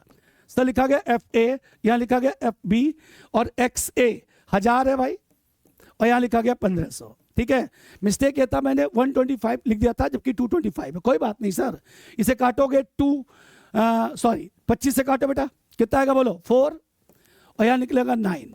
सर लिखा गया एफ ए, यहाँ लिखा गया एफ बी, से इसे काटोगे, लो भाई कट के निकलेगा 2/3। अब देखो आ गया बेटा, यहाँ गया 3, यहाँ कितना आ गया 2। लो सर, तो जो एफ ए और जो एफ बी निकला वो क्या निकला 2:3, दैट्स योर आंसर निकल गया। सर अब आया इस पर्टिकुलर पेपर का लास्ट क्वेश्चन जो रिलेटेड था sir centre of mass, sorry moment of inertia से। सर चलो फिगर बना के दिखा देता हूं सर आपको। Sir this is a solid sphere जिसकी रेडियस भैया ने 2r दे रखी सर, इसमें से इतना हिस्सा काट करके निकाल दिया गया सर। ठीक है sir, a sphere of radius r is cut from a larger solid sphere 2r। इस बड़े वाले का रेडियस 2r है, जो काट के निकालेगा उसकी रेडियस कितनी r है। Moment of inertia of the smaller sphere so that the rest part of the sphere, इसकी मोमेंट ऑफ इनर्शिया और बाकी जो बचा उसका कितना होगा। तो सबसे पहले हमें पूरे स्फीयर की मोमेंट ऑफ इनर्शिया निकालनी चाहिए, आई होल। सर लिखा गया 2/5 mr², r के लिखा गया दिस, तो हो गया 4 × 2/5 टाइम्स ऑफ mr², 4 गुना हो गया। अब सबसे पहले आपने होल स्फीयर, इसका जो मास है बेटा ना वो आपने कैपिटल M माना, 4/3 पाई × 2r का क्यूब। तो इसको पूरा सॉल्व करना बेटा ठीक से जरा जी। इसको सॉल्व करेंगे तो आ गया 8, तो लिखा गया 32 पाई r³/3। यस सर, 2 का क्यूब हो गया 8, 32, इसका मास m है। ध्यान से सुनेगा सर, 32 पाई r³/3 का मास m है। तो जो हिस्सा आप काट करके बाहर निकाल रहे हो सर, उसका वॉल्यूम कितना होगा भाई। सर लिखा गया 4/3 पाई r³, इसका मास कितना होगा, तो लिखा गया 4/3 पाई r³/3 है ना, इनटू में m और divide by sir 32 pi r³/3। Sir कुछ कैंसिल हो सकता है सर, एक तो 3 से 3 कटेगा, एक तो आपका ये कटेगा, तो निकलेगा m/8, m/8। यस सर, ये गलती हो गई थी सर। अब जो लिखा गया आई कट, सर लिखा गया 2/5 टाइम्स इसका मास, तो लिखा गया m/8 और साथ में r² प्लस m/8 और साथ में r का स्क्वायर। यस भाई, जो हिस्सा काटोगे उसका मास लिखोगे ना, तो उसका मास पूरे मास के बराबर थोड़ी होगा, तो निकल गया 2/5 इसका मास इंटू r का स्क्वायर, मास इंटू डिस्टेंस का स्क्वायर। सर इस पूरे को सॉल्व करेंगे तो निकलेगा सर आपका 7 कैपिटल M r का स्क्वायर डिवाइड बाई 58, ये पूरा मेरा निकला सर। तो अब जो आई लेफ्ट बचा, आई लेफ्ट पूरा कितना था बताना, उसकी मोमेंट ऑफ इनर्शिया वो था 8/5 mr², और आपने जो काट के बाहर निकाल दिया 7 mr² बाई कितना 58। इनको सॉल्व कर लो, ये निकल गया आई लेफ्ट, और ये क्या निकल गया सर आपका जो हिस्सा काट के निकाला वो उसका था ये। इन दोनों का रेशियो आप डिवाइड कर देंगे और आपका आंसर आ जाएगा। फिर से सुनिए, ये पूरा का पूरा स्फीयर है जिसका मास कैपिटल M है, रेडियस 2r है। सबसे पहले उसकी मोमेंट ऑफ इनर्शिया m की जब m r के दिस ये निकाल लिया गया। अब मैंने बोला इस पूरे स्फीयर का वॉल्यूम कितना होगा, तो 4/3 पाई r³ इतना वॉल्यूम का मास कैपिटल M है, जितने हिस्से को काट के आप बाहर निकाल ले हो उसका वॉल्यूम इतना है, तो उसका मास कितना होगा m/8 निकल गया। अब अगर मेरे को इसकी मोमेंट ऑफ इनर्शिया निकालनी, तो दो एक्सिस आपको दिखेंगी सर। पहला एक्सिस थ्योरम, पहला सेंटर ऑफ मास के अबाउट निकालेगी इनर्शिया 2/5 उसका मास इंटू r का स्क्वायर प्लस मास इंटू दोनों एक्सिस के बीच के डिस्टेंस का, ये कट कर गया। अब अगर आप होल में से कट को माइनस कर दोगे तो बचेगा क्या, लेफ्ट माइनस कर लीजिएगा। अब आपको करना क्या होगा sir, cut divide by left, इसका जो रेशियो आएगा पुट करेंगे और आपका आंसर आ जाएगा। ये था आपके नीट एग्जाम में आए गए क्वेश्चंस का जो सॉल्यूशन था, पूरी तरह से मैंने आपको यहाँ पे समझाया। कुल मिला के आपको पेपर देख के लगा होगा इसमें से कम 8 से 10 क्वेश्चन ऐसे थे जिसमें आपको दिमाग लगाना पड़ा। लीजिए मिलते हैं नेक्स्ट टर्न पे जब आएंगे। अगली कोई वीडियो को लेके आएंगे, तब तक जुड़े रहिए। हॉजन एकेडमी के इस चैनल को जरूर देखें, अपने दोस्तों को भी क्या करें, फॉरवर्ड करें, लाइक करें, सब्सक्राइब करें। Thank you.